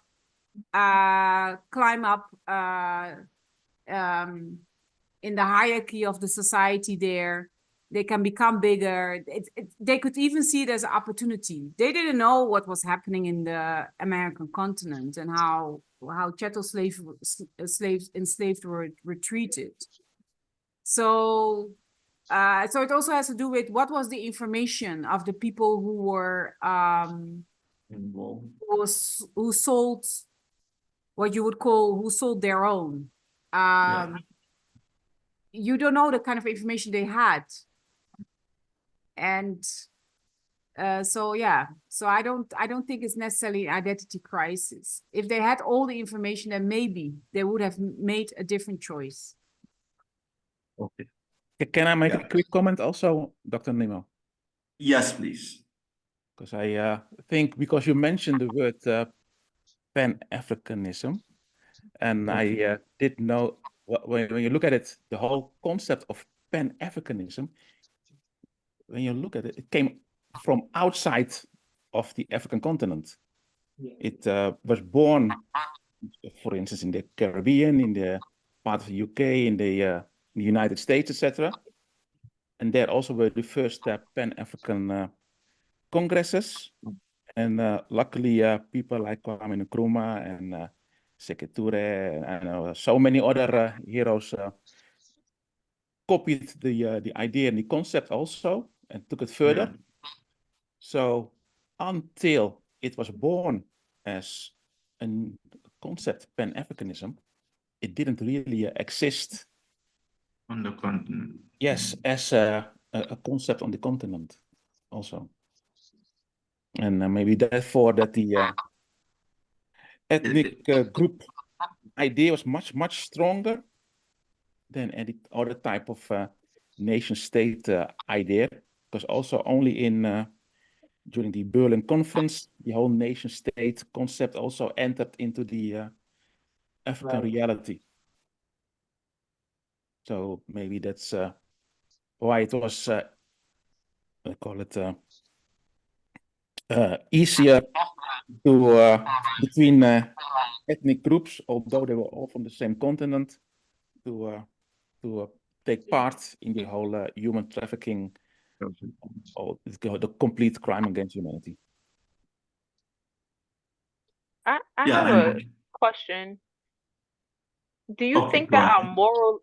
our moral lens kind of like makes it hard for us to accept the concept that this might have happened? Like I feel like the morality is the part that it plays a role in how we think and conceptualize this thing. Because when you think about it, we all partake or benefit from exploitation of one group or another. Even now, like we are on devices that were probably made with slave labor in Asia or something, right? We understand it, but because we're not directly experiencing it or seeing it, we're able to kind of ignore it. So I don't know that necessarily if the Africans at that time knew what was going on in the north, that they would have stopped what they were doing because they were directly or indirectly benefiting from it somehow. Good point. Yeah, excellent point.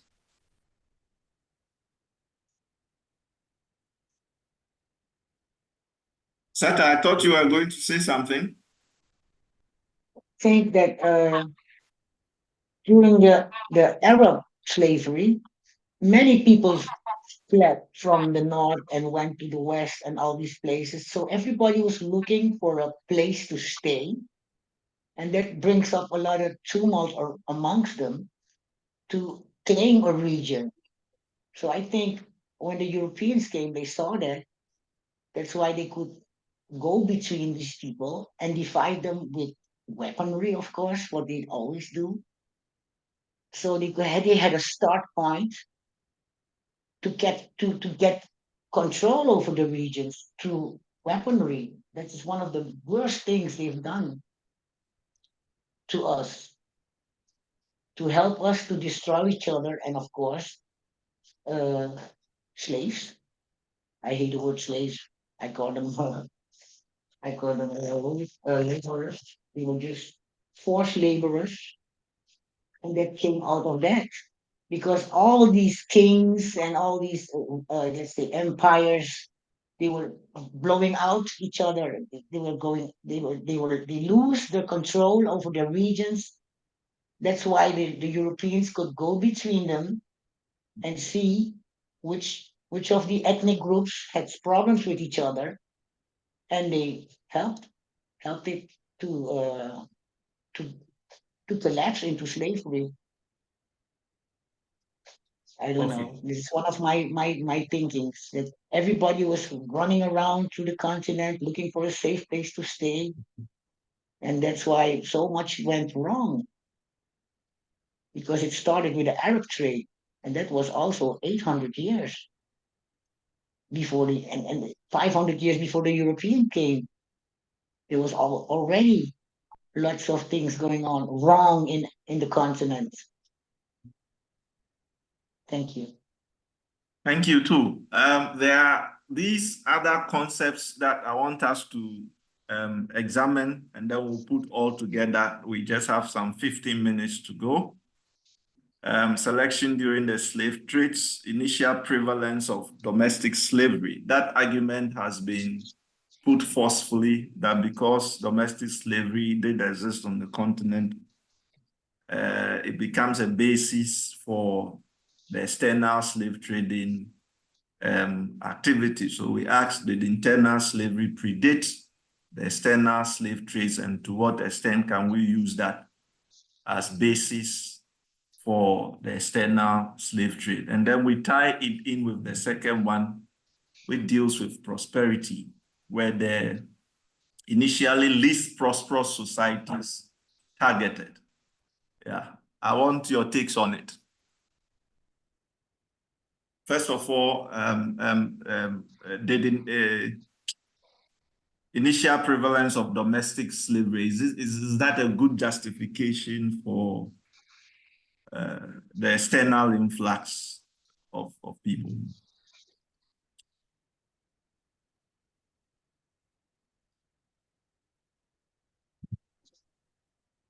Please, do you understand what I'm asking? So the other argument is that because already there existed domestic slavery on the African continent, then it was just about a matter of the relocation from the continent. They haven't done anything new because you were already having slaves on the continent. So this is just about relocating them from within to outside. And so slave masters should not be blamed for some of these dynamics that they brought on it. What are your...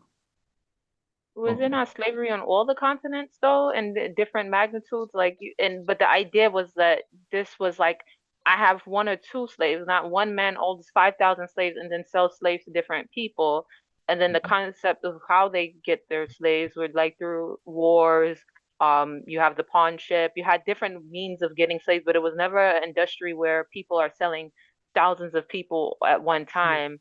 Because it was excessive, right? We see in the Caribbean where they used to just have slaves to just like bathe the slave mat, like just frivolous duties that these people would have, just out of the pure laziness of the master or whatever he feels that he can't do or she can't do. They use this person for this. It wasn't just like agricultural work like you would see on the continent where they have a slave and they help with agricultural work, help with childbearing. We're talking about just like really strenuous things that they've had these slaves do, or in some cases just like minor things, like not, I wouldn't even say minor, like carrying a slave master on your back. Like they weren't doing these things, right? They weren't using people as footstools and that sort of thing that you kind of see outside. So the fact that they say that internal slavery predates and kind of justifies external slavery, then we could say that's true to all over Asia, Europe. It was happening. I think even in indigenous communities, they probably had slavery or servitude there as well. Yeah, yeah.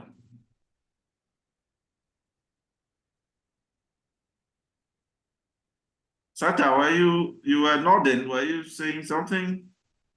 I just agree on what she just said. Yeah, so we all agree on that. Can we move on to quickly look at the other one? Do you think that we're targeted because we were the least prosperous societies during the period? There's a prosperity coming here.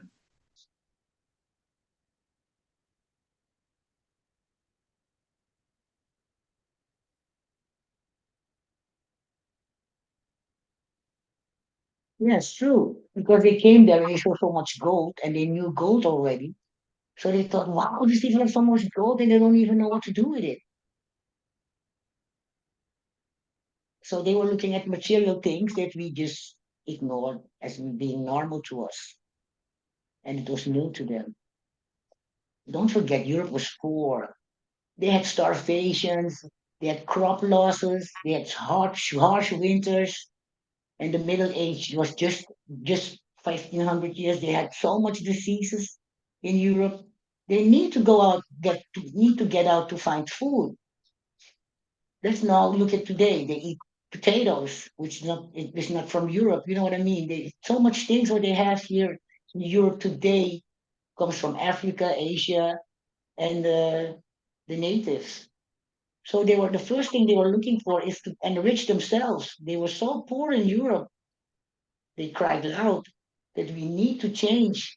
And what did they do then? They were doing it. The Vikings were doing it before also when they were hungry. They went to Europe and seized to roll their seas, let's say France, England, because they wanted land for agriculture. So that is one of the things that Europe has. They had no food. They were very poor. That's something we really, really forget about. And because they were so poor, they could go out and they had these opportunities to have ships to go out to raid the world.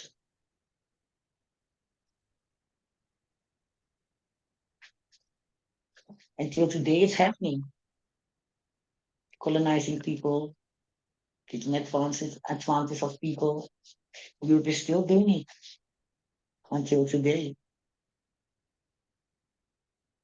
Do not your views on this one, because this will be Can our I, last. sorry, can I come in? Can I come in with, Elizabeth, okay. yeah, with what just the previous speaker just said? Ratata, yeah. Yeah, I agree with her. We shouldn't underestimate the impact of poverty on people, Yeah. their psychic and their perspective on the world. And it's like it has, you know, it can put people in constant survival mode, meaning they are constantly looking for something that they can get their hands on and that other people won't have. So that survival mode instinct, I really think something that the Europeans also brought into the African continent.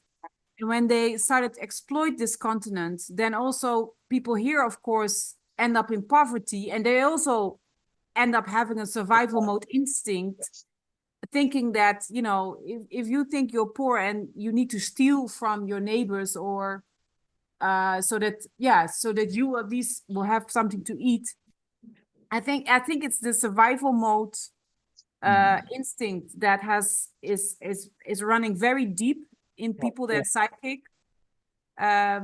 And we shouldn't underestimate that. So I just want to, yeah, that's what I want to add to what was just said by Sarata. Yeah. Thank you, Elizabeth. Kenneth, we are wrapping up. Yeah, I can add my perspective also that what's the start looks like initially finding new richness, finding new territory from a very poor continent. But once they went into the capitalist production mode and creating, acknowledging that there was, if you create surplus, you can generate wealth. That's how the whole industry then started. So it was not like initially they were focusing on the least prosperous society. Initially they did came into contact with actually societies which were well developed, but were using domestic slave labor, so forced human labor for productivity.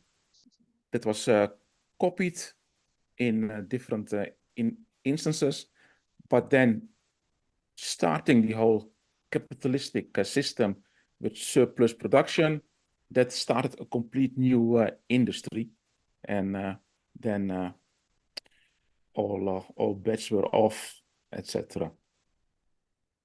These are one of the perspectives I would like to add. Thank you. Lashanda, finally.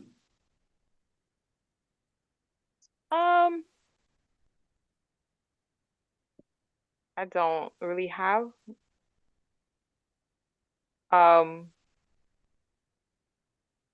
I don't know. I don't really have much thought on that because even now I'm just starting to grasp that concept that we had, like the pre-colonial idea of Africa is starting to resonate with me a little bit more because I grew up with a lot of the ignorant ideas, right, about what the continent looked like and what it actually had.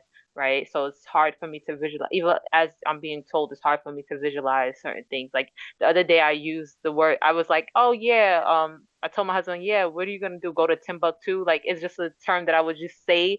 And I didn't even understand that it was a real place.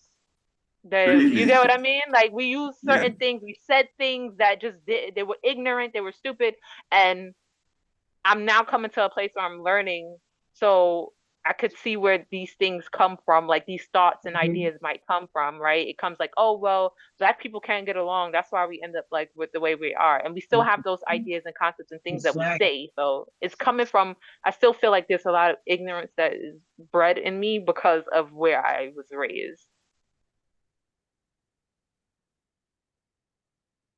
Yeah, okay. Maureen, your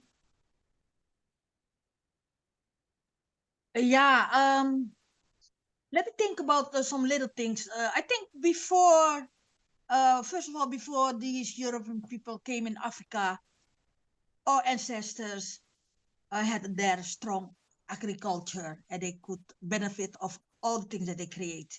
They had yeah. that on micro level, they could eat and create everything for each other.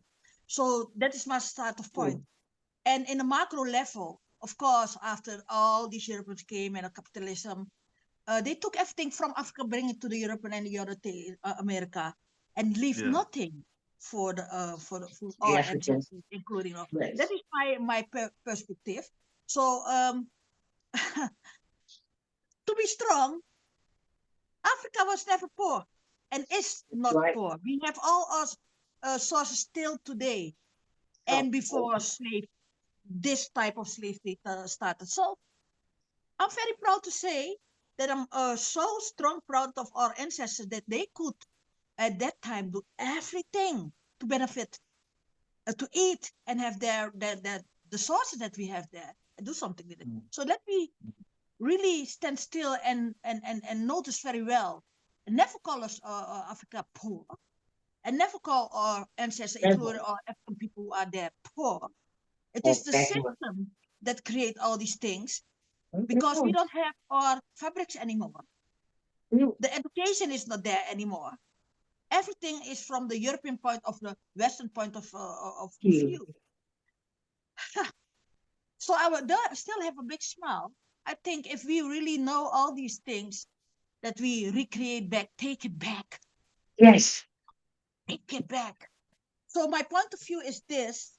I don't start like Africa is poor. Africa was never poor. Also not our ancestors. Never.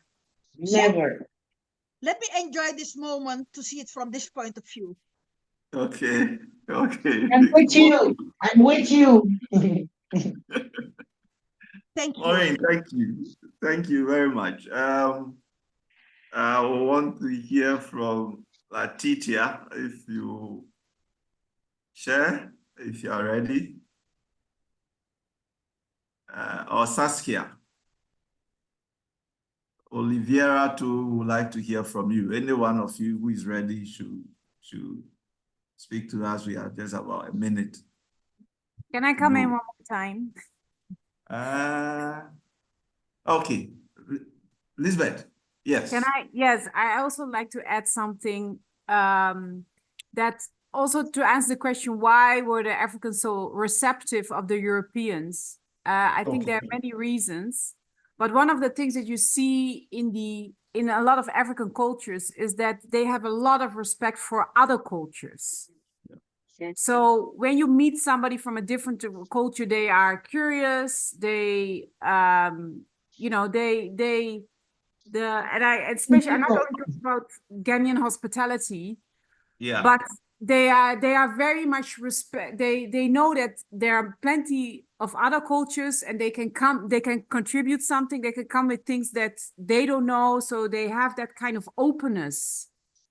And I think that's how they were receiving some of these Europeans when they were coming. They had respect for the people, for their fellow human beings, and also the technology that they brought. So I think that also played a major part, that kind of openness. Yeah. right. Yeah, Elizabeth, thank you very much. I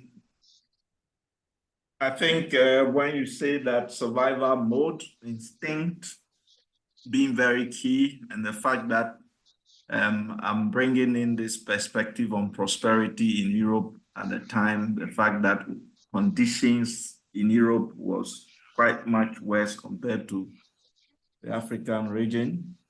And then the fact that we've established that, yes, and I mentioned that last week, that if you read from the accounts of Europeans who came to the Gold Coast in the 15th century, especially those who moved into the interior regions, establishing that there was no one poor. When they got to Kumasi, the capital of the Asantehene, because everybody had access to easy land and so forth and so on, right? So we will continue these conversations on Friday, God willing. I don't know, it's in Ghana, it's Easter, it's Good Friday, they call it. There's a lot of Catholic Church activities. I don't know, I hope you people will be available. I think Marvin just said the last time that we're going to have an Easter holiday. That's what Marvin said the last time. Okay, okay. So if we do, but then our next team, we are now going to look at the impact of this the slave trades, especially on the continent now, and then we'll look at the diaspora relationship in the following week. So I don't know the details about the break. Elizabeth, when exactly? So does it mean we are not meeting on Friday? Yeah, it means that we're not meeting on Friday, but we will meet then next week, Tuesday. On Tuesday, okay. And I received from our students the request if we can have the reading material as soon as possible. So if we're gonna meet again on Tuesday, then we would like to have the material already in the weekend. Yes, please. Ideally on Friday already, so that, you know, some of us can only have the weekend to study, me included. Right. Okay. Okay. So we'll do that. Thank you, class, again. It's 8 p.m. in Ghana, so I'm going to bed. And take care. Thank you for coming. And Dr. Nemo, sorry, hold on. Yes, please wait. Your slides, please. We're also waiting for your slides. Both of them. That one, I'm pushing it through to you immediately when I'm done, giving it to you on WhatsApp. Okay. Thank you very much. All right. You're welcome. Thank you and good night. Good night, everybody. Thank you. Bye. Bye-bye. Bye-bye. Thank you. Thank you.